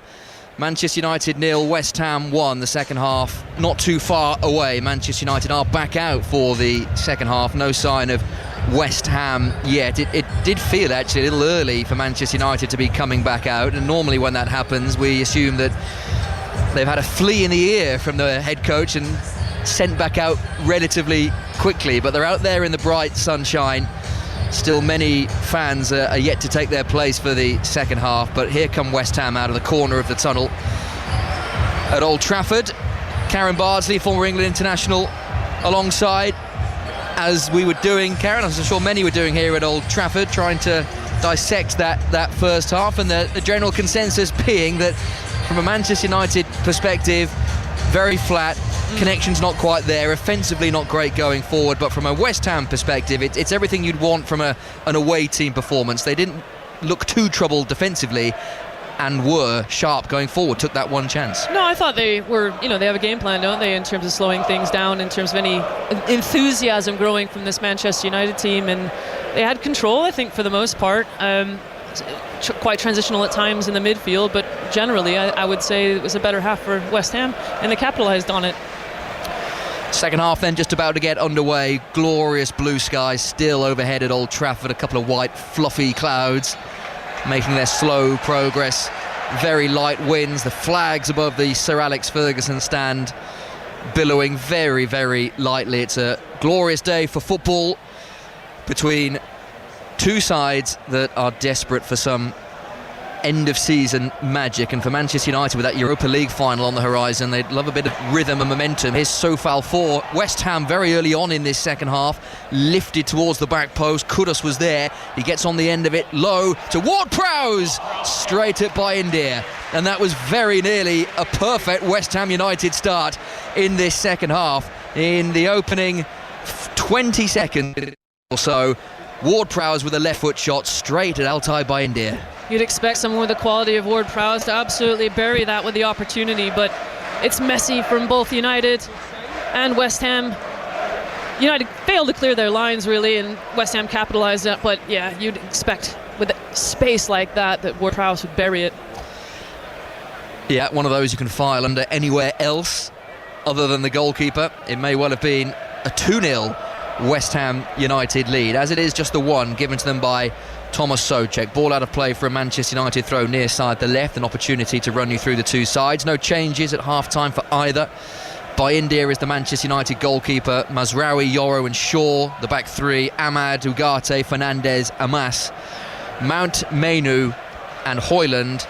And West Ham also with three at the back. Todibo, Kilman and Cresswell, with Areola the goalkeeper. Sofal, Rodriguez, Ward-Prowse, Wan-Bissaka, and then Souček, Kudus and Bowen. Souček with his 9th goal of the season. Clever little back heel. We got the microscope out, didn't we, Karen, and had a little look to see who got that final touch, whether it was Souček or Amas. It probably was the young Manchester United fullback, but I don't think anyone's taking that goal away from Souček. No, Souček is going to want that. A bit of creativity, a little back heel.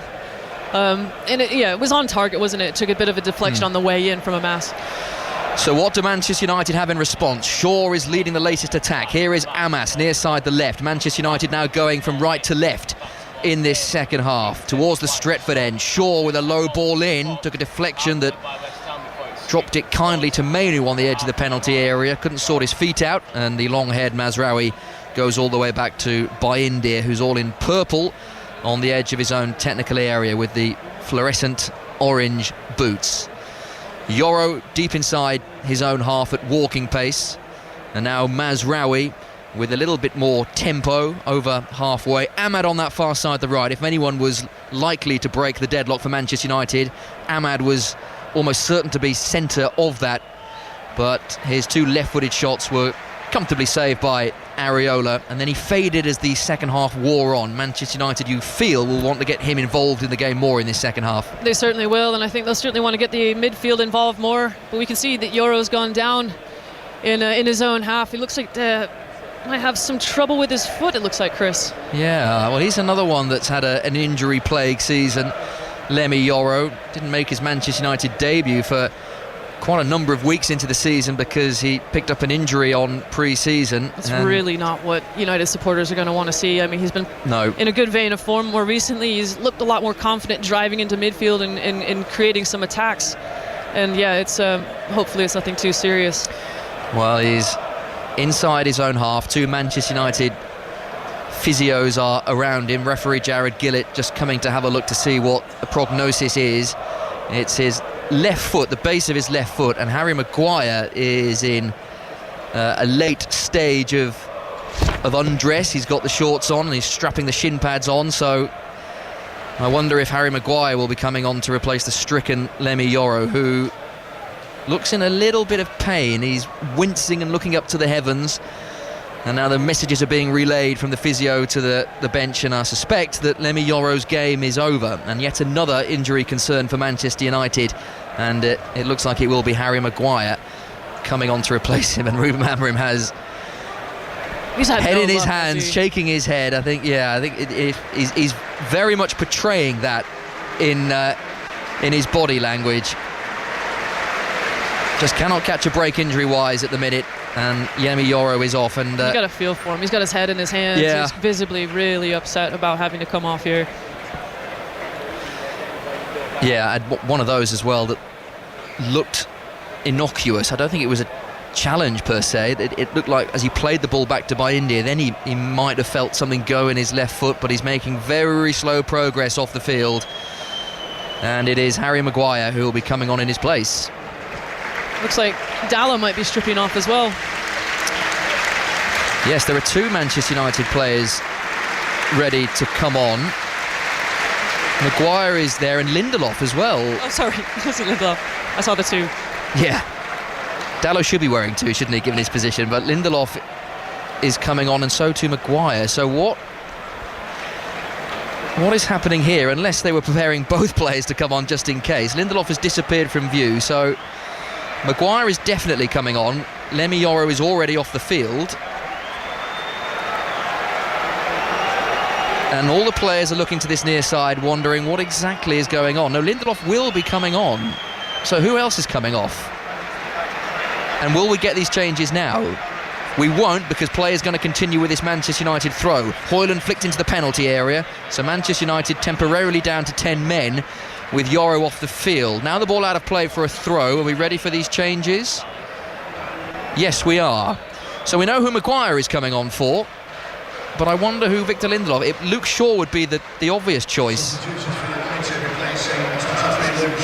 It is Luke Shaw coming off. Well, there are two players, Karen, that we know have had injury-hit seasons. Now, whether Luke Shaw, it was always a plan to give him 50 minutes, but that seems a bit strange because you just give him 45, surely. No, indeed. Anyway, Shaw is off, Yoro is off, and Manchester United, in one fell swoop, have changed 2/3 of their back line, with Lindelof and Maguire now on for Yoro and Shaw. You have to imagine, as you said, it's accelerated Amorim's game plan a little bit in terms of making those substitutions. It's probably not worth risking Luke Shaw, as you say, as he's just recently come back, but I certainly don't think he's had a bad day today. And Harry Maguire, the prolific Harry Maguire, 3 goals in his last 13 appearances, and they've been some absolutely colossal goals as well. Here is Bruno Fernandes for Manchester United, trailing by a 1-0. West Ham still looking very comfortable in the blazing Old Trafford sunshine. Lindelof's first touch of the ball, Maguire's first touch of the ball, and with the right foot plays a long diagonal looking for the run of Mount. It's a clever idea. Mount gets on the end of it, but he's very close to the corner flag. In fact, such was the pace of the ball from Maguire that all Mount could do was try and force a throw to West Ham. He can't do that, and it's out of play for a goal kick to West Ham United. They lead this game by 1-0. We're in the 53rd minute, 5 Sports Extra. And West Ham, Karen, will be perfectly happy for the game to continue in this vein. Manchester United need a spark from somewhere. No, they really do, and it'll be interesting to see where it comes from. I think, there are cries from the first half for Kobe Mainoo to get a bit more involved, and the likes of Bruno Fernandes as well. So you like to think that players like Mount will spark something for Manchester United. They just need to play with a bit more confidence, take some more risks, I think, Chris. Yeah, taking more risks. It does feel that Manchester United, when they build so methodically, play it very, very safe. Nice ball from Fernandes, off balance to Ahmad, touchline, right-hand side, now into the penalty area, step over, away from 3, goes down, and referee points to the corner flag rather than the penalty spot. Ahmad protests. He feels that he was impeded. There were 2 or 3 West Ham players close by, but Jared Gillett was very firm in his decision to award a corner rather than a penalty. Oh, but you have to say that's absolutely lovely from Ahmad. He just dances through 2-3 West Ham players, and he looks really, really confident. We saw that in the first half in glimpses, but he Jinks and cuts inside, and Mount is alert to any sort of opportunity to get a shot off target, but it was a bit clumsy from Cresswell, wasn't it? Yeah, there was a little hand out from Cresswell. I don't think it'll be enough for VAR to intervene. I suspect they'll keep with Jared Gillett's decision. Indeed, any check is now being complete, and we're underway again with this corner. Fernandez, short, edge of the area, another corner. His right foot cross was deflected by Ward-Prowse, and it's out of play for another Manchester United corner in front of the Stretford end. They trail by a goal to nil, but more of that ambition from Ahmad will be required. Have to capitalise on these moments. Give Old Trafford something to get excited about. Corner to Manchester United. Ahmad is over this one. With his left foot, delivers into the front post. Lindelof rises. Another header behind. I think it was Bowen at the front post there. In fact, it was Rodriguez. So just as West Ham did in the first half, Manchester United building pressure with a succession of corners.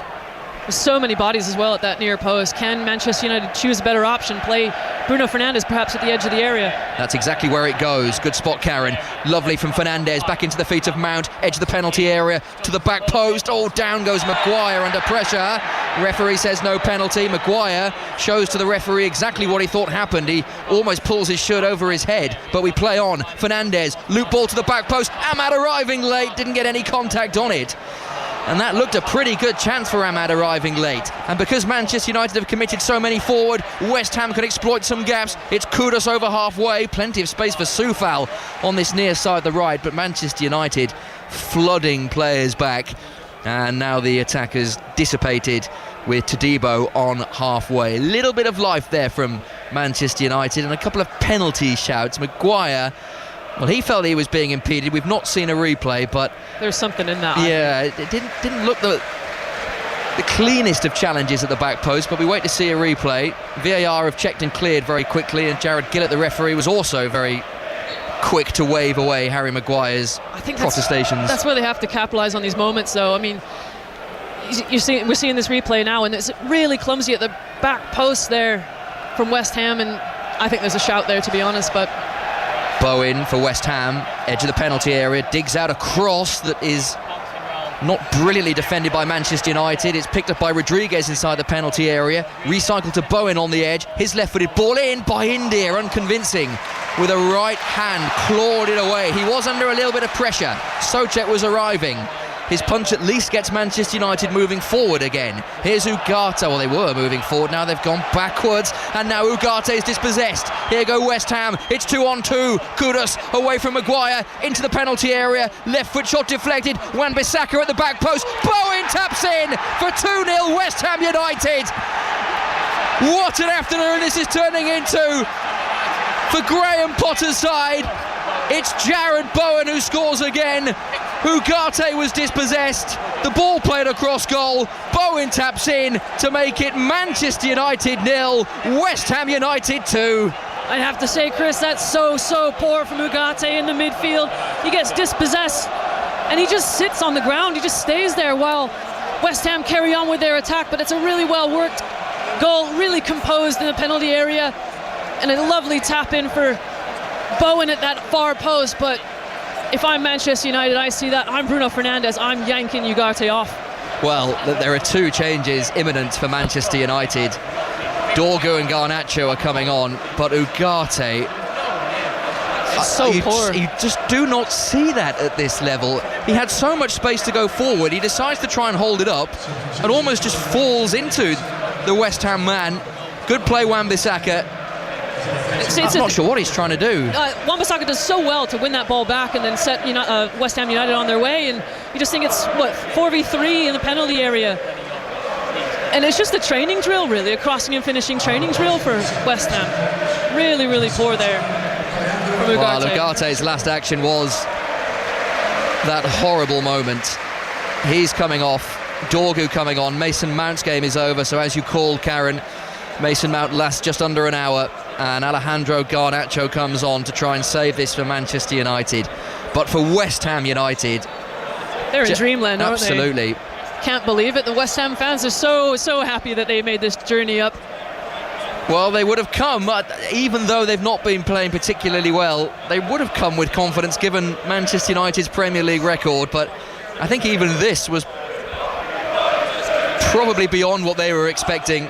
And Jarrod Bowen, his 18th Premier League and goal involvement this season for West Ham. It's his 11th Premier League goal of the season. He has been so integral for West Ham. He couldn't really miss that one.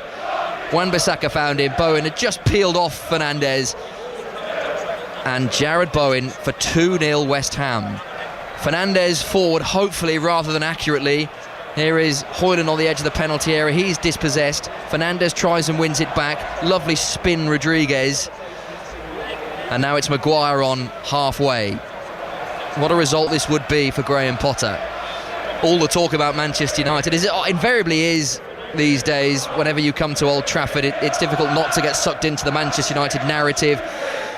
But for West Ham as well, who were floating at the wrong end of the table as far as they're concerned, this will be a big result for them.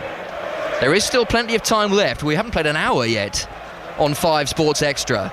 Manchester United 0, West Ham United 2. It's also Tottenham 0, Crystal Palace 2.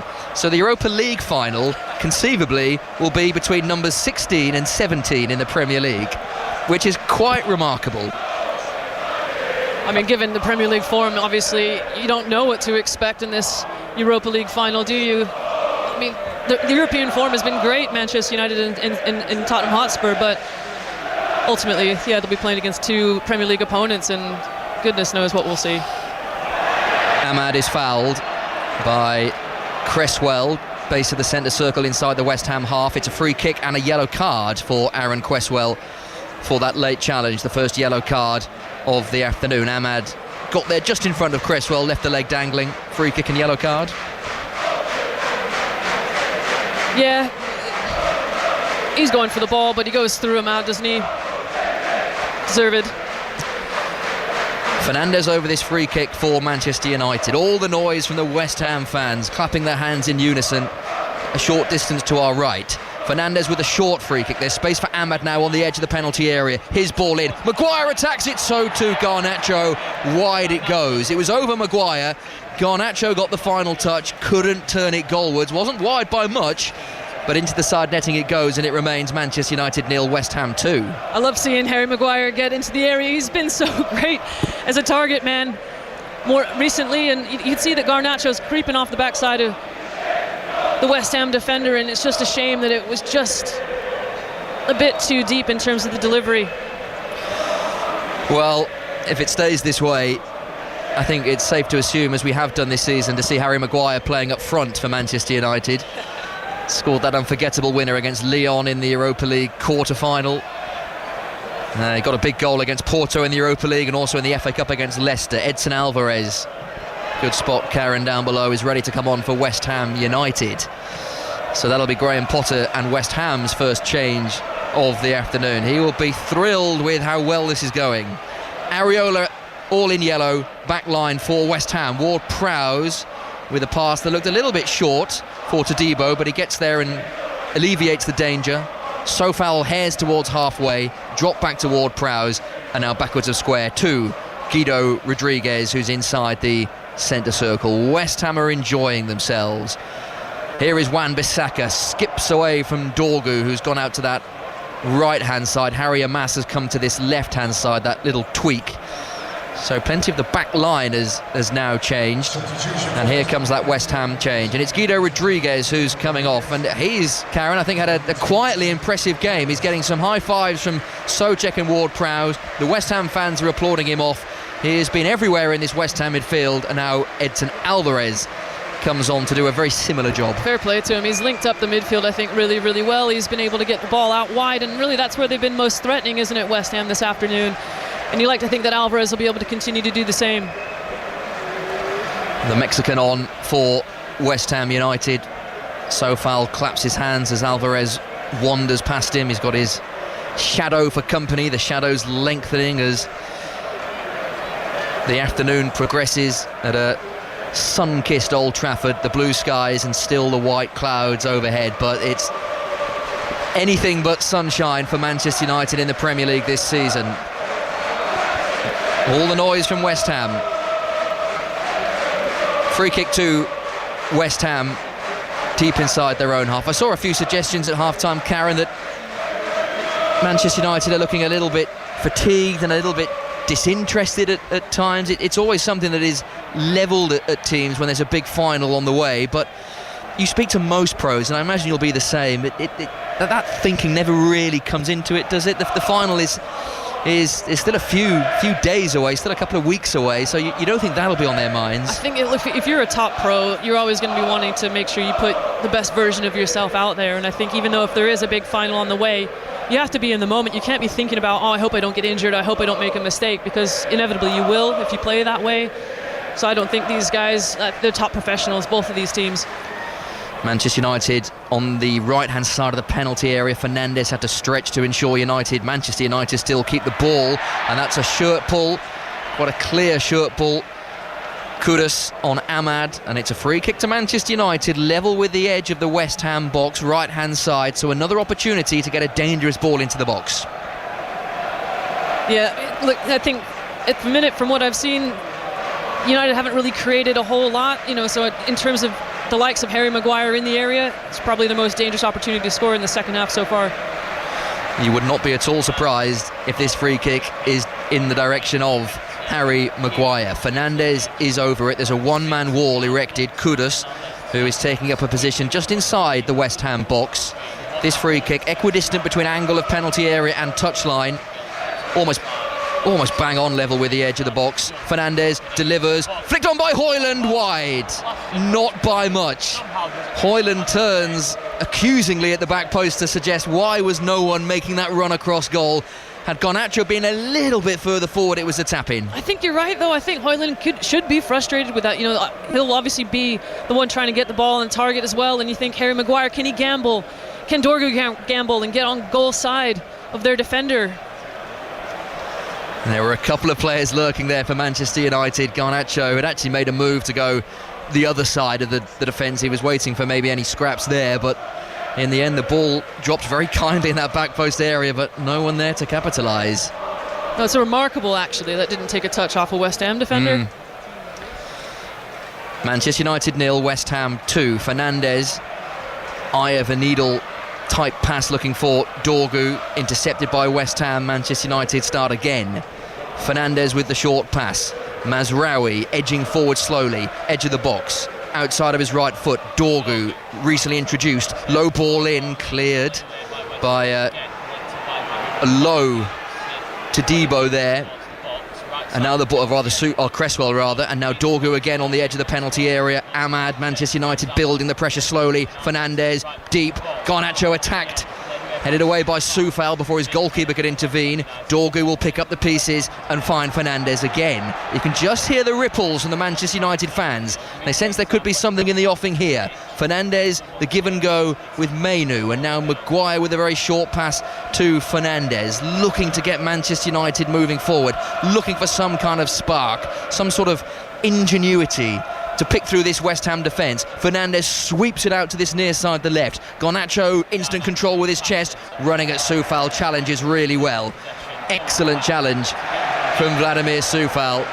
Garnacho is always the favourite to beat him for pace, but Soufal made sure he didn't get the opportunity to demonstrate that pace. Soufal defended really, really well there. He was patient. He knew that Garnacho was going to want to cut on the inside, and he read him like a book, to be honest. But United starting to gain more confidence in possession, really working the ball down their right-hand side to play that big switch from Bruno Fernandes out to the left where the space is. And, Garnacho really should be beating that 1v1 battle, winning that 1v1 battle against Soufal.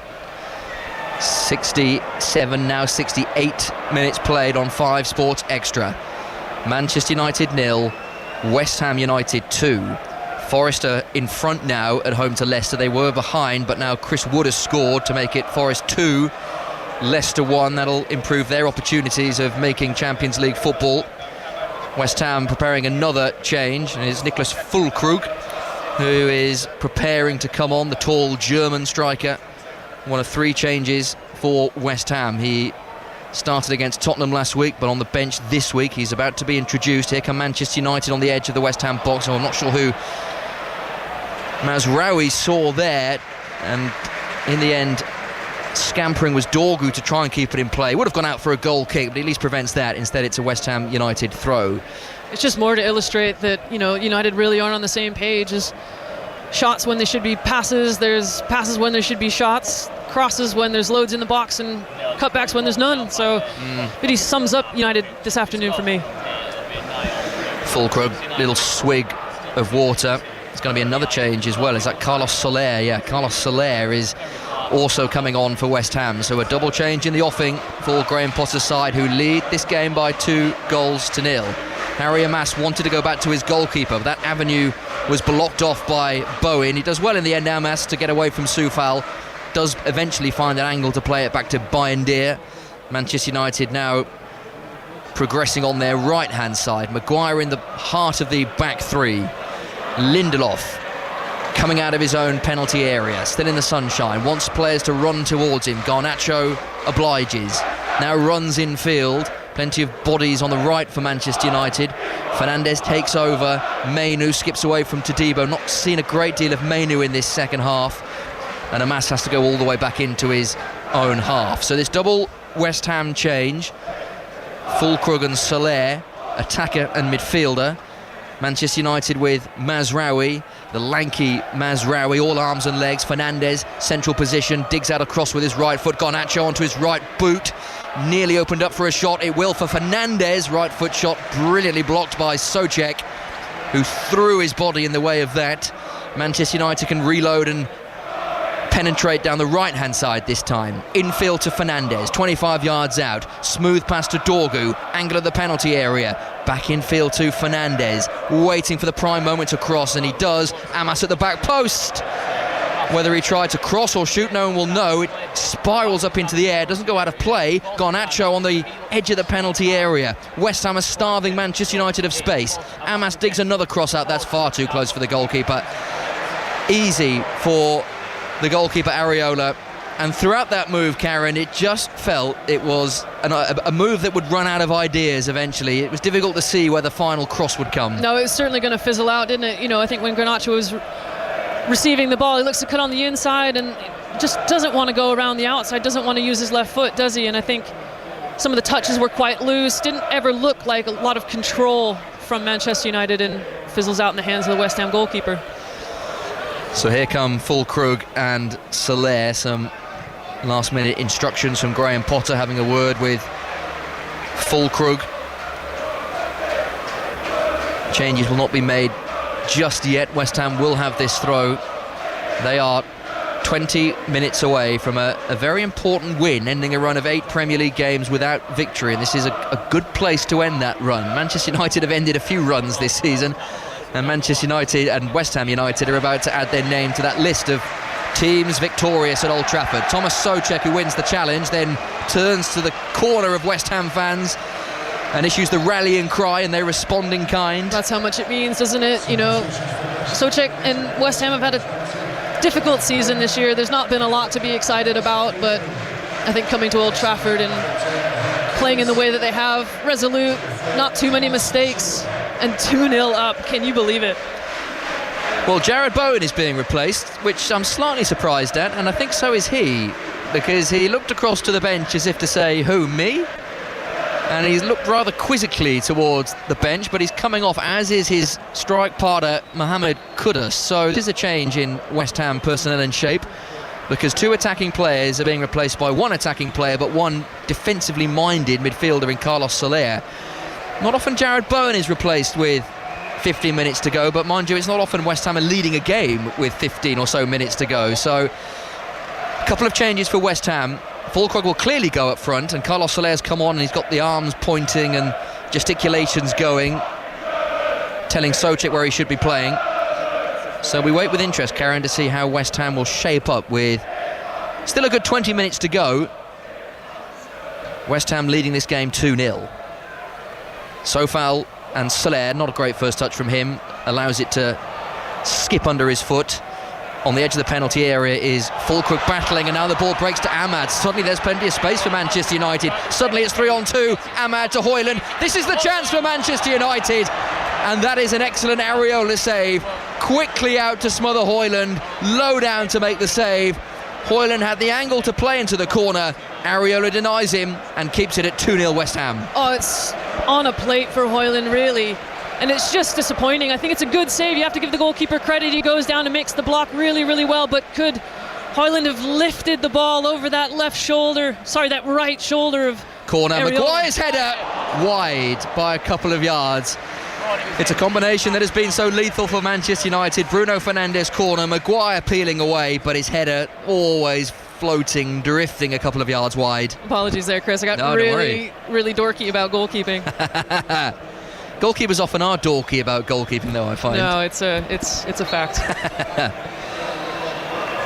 It was a good save, Areola. He did all he had to do there, didn't he? Realised there was that moment to close Hoyland down quickly. He closed the space really well. It's a big touch from Hoyland. He recognises that trigger and goes to close the space down really well. But Hoyland, he's going to get loads of opportunities like that. Really needs to capitalise. Definitely a chance for Manchester United, and one that they need to take if they want to get back into this game. 15 minutes plus stoppage time to play at a hushed Old Trafford. Manchester United 0, West Ham United 2. This is looking like a 9th home defeat of the season for Manchester United. That'll be level with their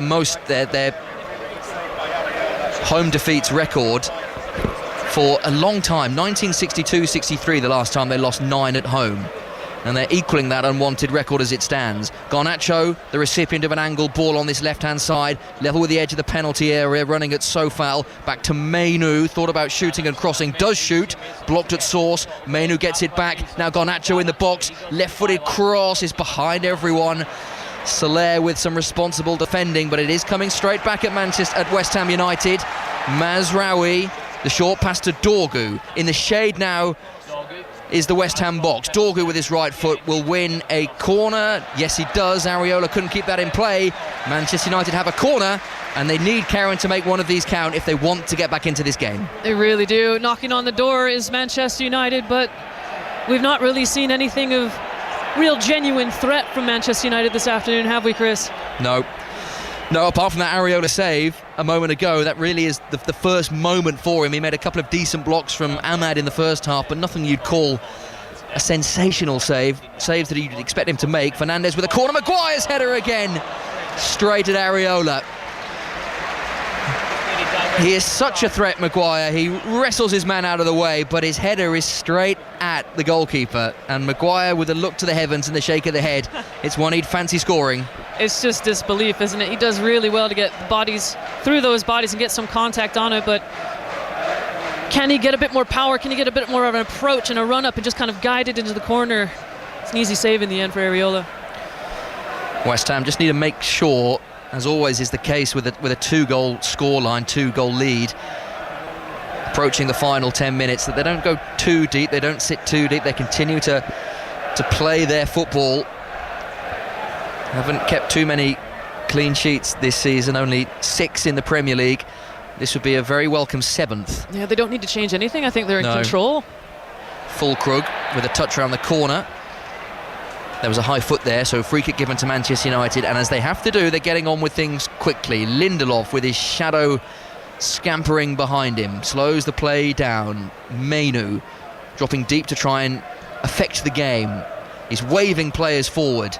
Ahmad now picks it up, just to the right of the centre circle, the orange-booted Maguire. And now Mazraoui. Manchester United dropping into this very patient, very methodical tempo, which is keeping the ball but will not win them the game. It'll not get them back into the game either. Hoyland is the recipient of a long ball forward. He holds up the ball well. That's good strength, and then is brought down by Kilman, and that will be a free kick to Manchester United. We've not seen that sort of astute hold-up play from Hoyland, but he does well for his team there. Credit to him. You know, he's been criticised all season about not being able to hold up play, and he's done well there. It's a good example of what he can do. And there was support underneath as well, but again, another dangerous opportunity to get the ball in the back of the net for Manchester United. Red shirts, plenty of them inside the penalty area. The shade with every passing minute encroaching on this Old Trafford surface. All of the penalty area that West Ham are defending in shade. Still the sun shines brightly. Fernandes over this free kick, level with the edge of the penalty area, towards the back post. Good one, headed goalwards and in, is it? Hoyland, surely no. Brilliant defending. Areola, I think, made the save. He did. That's a brilliant Areola save. somehow keeps West Ham 2 goals up. Hoyland, for all the world, was tapping in for 1-2.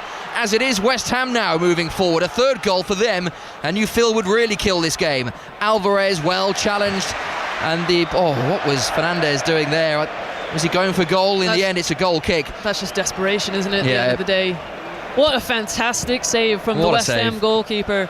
The reactions, to be able to react not only to the initial shot on target, the header here, but to get across quickly and close the angle and dive at the feet of Hoyland. It's exceptional. Well, Areola does so well to get across that quickly and just react. He knows the space is dangerous. He can see Hoyland is unmarked, just throws himself at the ball.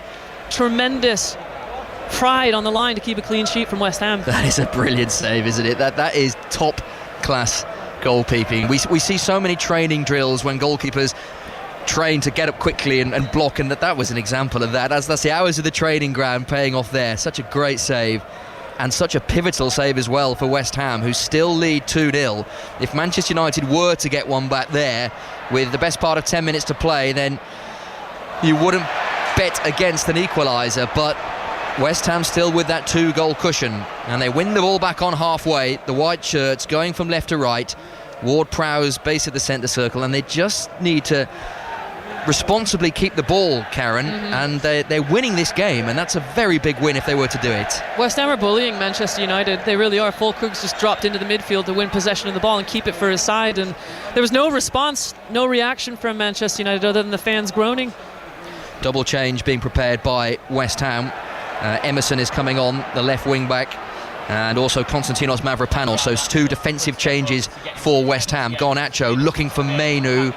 It was an intricate ball into the penalty area that was well read by the West Ham defence, and Lindelof has to trot all the way back into his own half to get Manchester United moving forward again. They're bringing on Christian Eriksen imminently. Garnacho, touch that takes him away from the penalty area, does really well to find Hoyland in the box, back to goal. He's got Amas for company just outside the penalty area. Now Fernandez with his left foot towards the back post, didn't quite have the pace. Maguire picks it up 30-odd yards from goal, encouraged to shoot. He declines that invitation. Ahmad might shoot on the edge of the penalty area, onto his right foot, into the box, away from Wan-Bissaka's challenge. The final ball is coming for Manchester United. When it did come, it took a deflection on its way in. Wan-Bissaka runs into trouble. Still Manchester United attack with venom. It's with Fernandez inside the box. Out it goes. Ball that looks way too deep. You can hear the groans. It will be collected though by Garnacho. Nothing Manchester United are doing looks accurate, looks convincing. Another cross is dealt with by West Ham. Amas to Garnacho. Keeps the ball in play. Very close to the touchline, left hand side, and Sofal was a little bit too keen to win the ball back and bundles into Garnacho. Manchester United have this free kick. There's no incisiveness, is there, for Manchester United? You never feel confident the final pass is coming. No, I think that's an excellent way to summarise it, really. I think too many touches in areas where they should be playing quickly.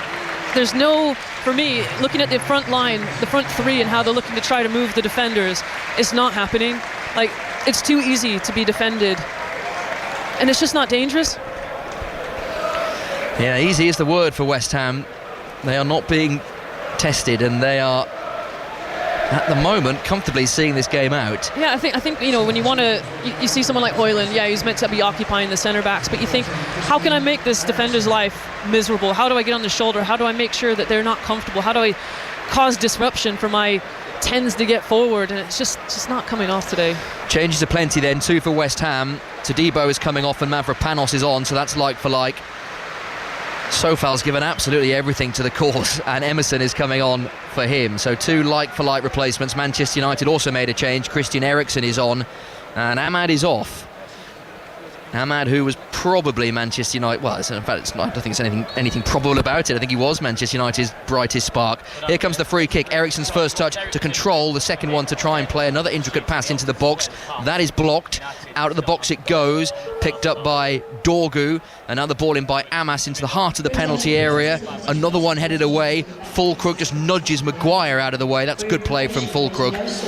Good defending However, that's not great attacking from West Ham. They've given it straight back to Manchester United. Dorgu inside the box. He lifted into Højlund, headed away by Souček. Eriksen's volley. Højlund was very close to that. Another one cleared by a resilient West Ham defence. Down goes Dorgu. Free kick Manchester United. Just outside the box, a few yards away from the corner flag. And another opportunity to get a ball into the penalty area. 6 minutes to play. West Ham 2 up at Old Trafford. I think the West Ham defence needs a lot more credit than they've probably had this season. This has been really good in terms of putting themselves on the line, being really resolute and disciplined to put themselves in the right areas to defend. I think Souček has been very, very good all over the pitch today, going forward, but more defensively, I think, to add that stability for West Ham. Forest have been pegged back again at the City Ground. Forest 2, Leicester 2. Facundo Buonanotte has equalised at the City Ground. Manchester United 2 down with 5 minutes to play. Fernandes is over this free kick, lifted into the back post. Maguire is there again. This will break for Amas just outside the box. He shoots left-footed, hits it well. It's bobbling around the box dangerously, but the last touch, I think, came off Dorgu. It did, and it's out of play for, or Mainu rather, and it's out of play for a West Ham United goal kick. And with 5 minutes to play plus stoppage time, many of the Manchester United fans are filing out. They don't believe their side are getting back into this. And it's a scene we've seen plenty, Karen, this season. This is going to be a 9th Premier League home defeat for Manchester United in a ground which has traditionally been such a fortress is anything but these days. Indeed, you know, the West Ham fans to our right asking if this is a library. You see a mass exodus of Manchester United supporters, and it's just disappointing to see. It really is. I mean, the performance on the pitch has not been entertaining enough to keep fans in their seats. Yeah, it's been flat. It's been fairly uninspiring.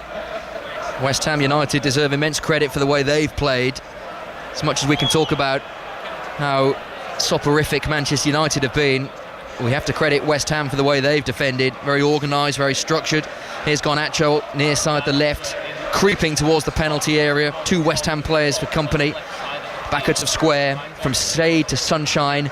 Eriksen, Garnacho, loose touch, and Wan-Bissaka, who is generally regarded, Karen, as one of the best one-on-one defenders there is in the Premier League. That was excellent. Snapped into the challenge. Really, really excellent. Ball into the penalty area. Areola comfortable.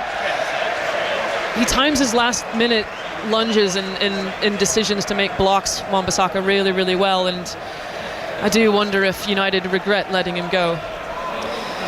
Well, yeah, he's a player that would absolutely fit this Manchester United system at wing-back.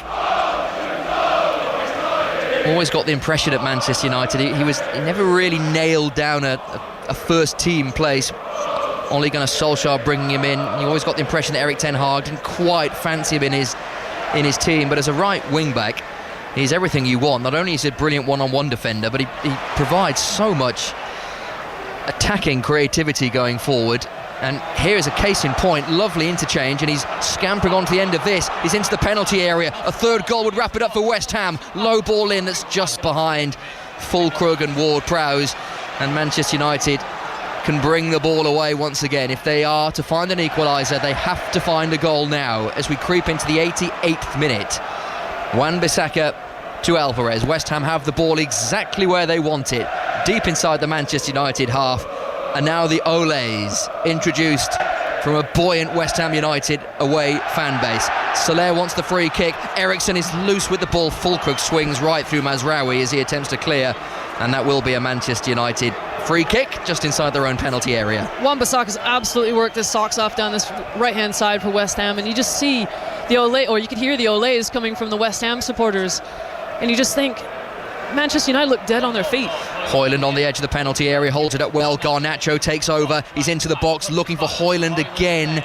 I don't think he was anticipating the return pass, and it was a good touch from Mavropanos to clear for West Ham. Just outside his own penalty area, right wristband, plays it forward to Füllkrug, cleared by a stooping Mazraoui. There's no real tempo to Manchester United. It's very strange to watch. Everything is being done with great lethargy, it feels like. Here is Fernandes, though, edge of the penalty area. Garnacho, better. Low ball in, cleared by Wan-Bissaka. Manchester United have a corner. It's been a handful of players that look like they have some belief in this Manchester United team, but not enough, obviously, on the day. We're approaching the final minute. West Ham lead 2-0.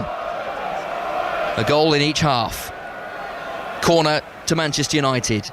Fernandes to Garnacho short. Fernandes looping to the back post. That's not hit with any great pace. Dorgu tries to make something of it, wins a corner. Even the corners and set pieces don't feel particularly dangerous. Corner taken short into Højlund at the front post. That was well cleared. Eriksen again. Another good ball in. Mavropanos heads away, and that will be out for another corner. That was quick thinking from Manchester United. Very nearly profited from it. No, indeed. But I mean, this is what I mean. There's a couple of players on there that are actually playing with some urgency, and everyone else just looks like they're in first gear still. Højlund and Alvarez are in a seated position inside the penalty area. Højlund is back on his feet, wincing. Alvarez taking his time, which isn't a surprise.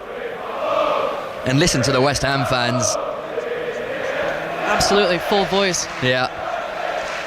They have enjoyed their day out at Old Trafford. I dare say there are those that have been here for the last 16 games where they've not seen their side win. That's changing today. Eriksen's corner doesn't beat the front man. Fernandes, acrobatic volley. It's a wonderful pass back out to Eriksen, who repeats the trick to the back post. Maguire was lurking. It was two excellently hit volleys. 6 minutes of added on time.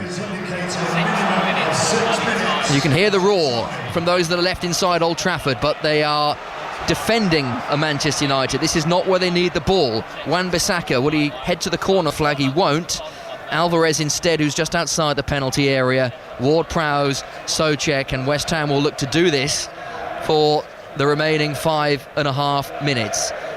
It's been a great day for them. It's been bitterly disappointing for Manchester United, and it's looking like the two Europa League finalists are being beaten today. Spurs still 2 down at home to Palace, and Manchester United 2 down at home to West Ham. I think it's evident where their full focus is, isn't it, Chris? Yeah, and has been for a long time, in all fairness. They still have another Premier League game to play before that Europa League final. That's away at Chelsea in 5 days' time, and then it is May 21st, back to Bilbao, Tottenham Hotspur in the final of the Europa League. Big boost this for West Ham, who have Nottingham Forest to play at home, so they'll have a say in the Champions League journey, then a trip to Ipswich. Two teams they'll fancy giving good games, especially Ipswich away from home, and they're going to go into those final two on the back of a much needed win, their first Premier League win in 8 matches.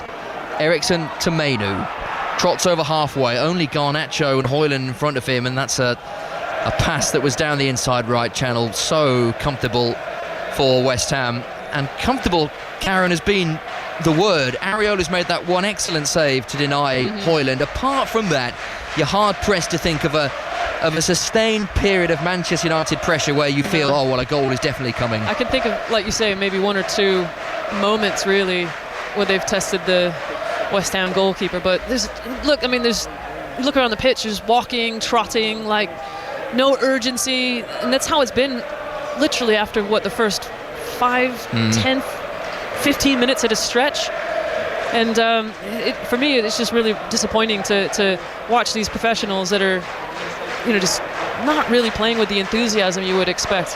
Yeah, and it's something that fans of a fan of any club, they demand that effort, don't they? As a base layer, as a base, absolutely a minimum. Yeah, bare minimum is to show willing, and you're right, it just doesn't feel like they are currently. Interesting to hear Ruben Amorim's thoughts. We'll get his thoughts on 5 Live after the game. 5 Live at Liverpool-Arsenal, which gets underway in 20 minutes' time. Here's Mainoo's ball in. Højlund flicks it on, nobody there at the back post, and Areola will waste a few more seconds, prevents the goal kick, and just allows Dorgu to put him under pressure. He'll pick the ball up, and West Ham have navigated the first 3 minutes of stoppage time very, very responsibly and very, very comfortably. Forest 2, Leicester 2 still.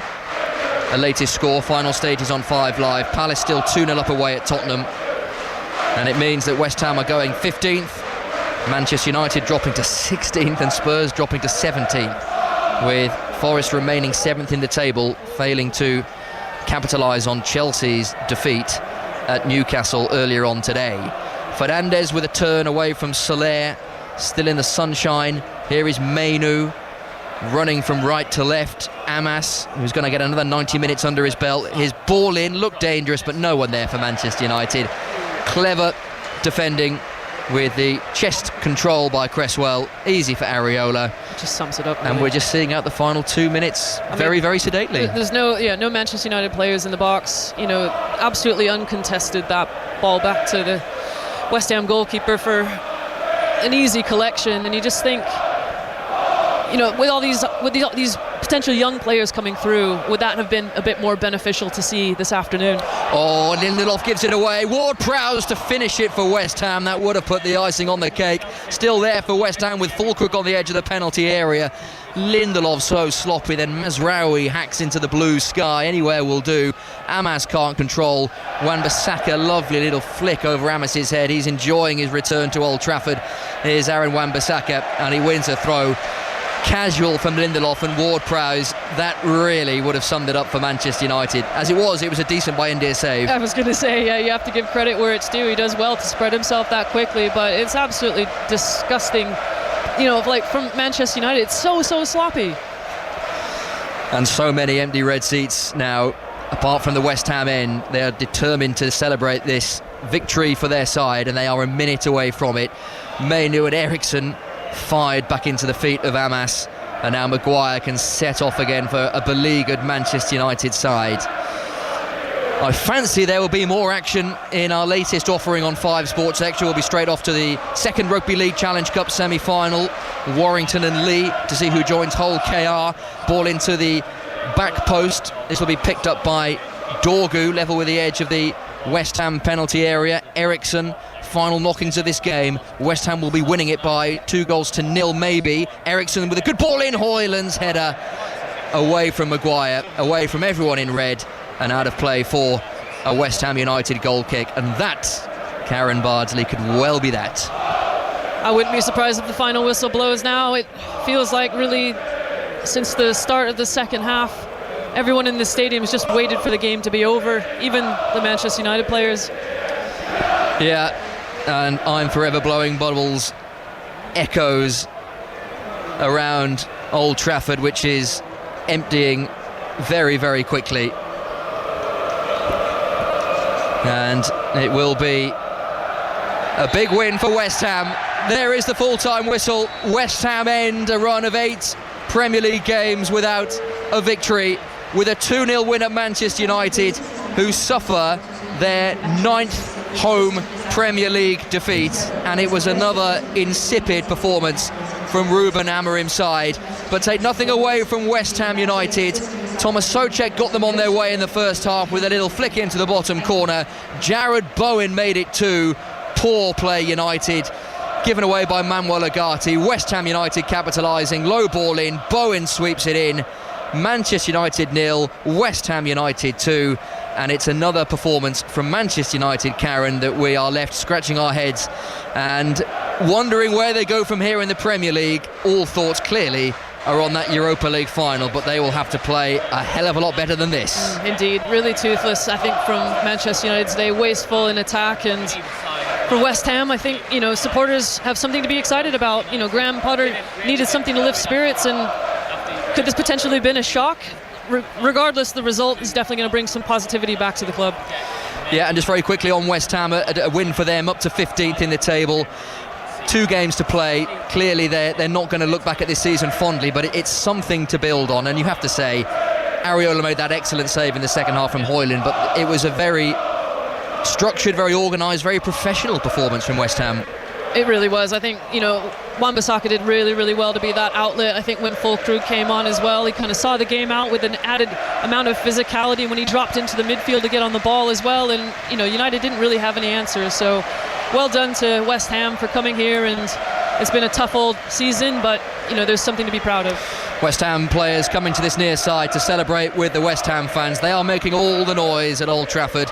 Another defeat for Manchester United, and that drops them down to 16th in the table. West Ham up to 15th. It's finished at Old Trafford. Manchester United 0, West Ham United 2.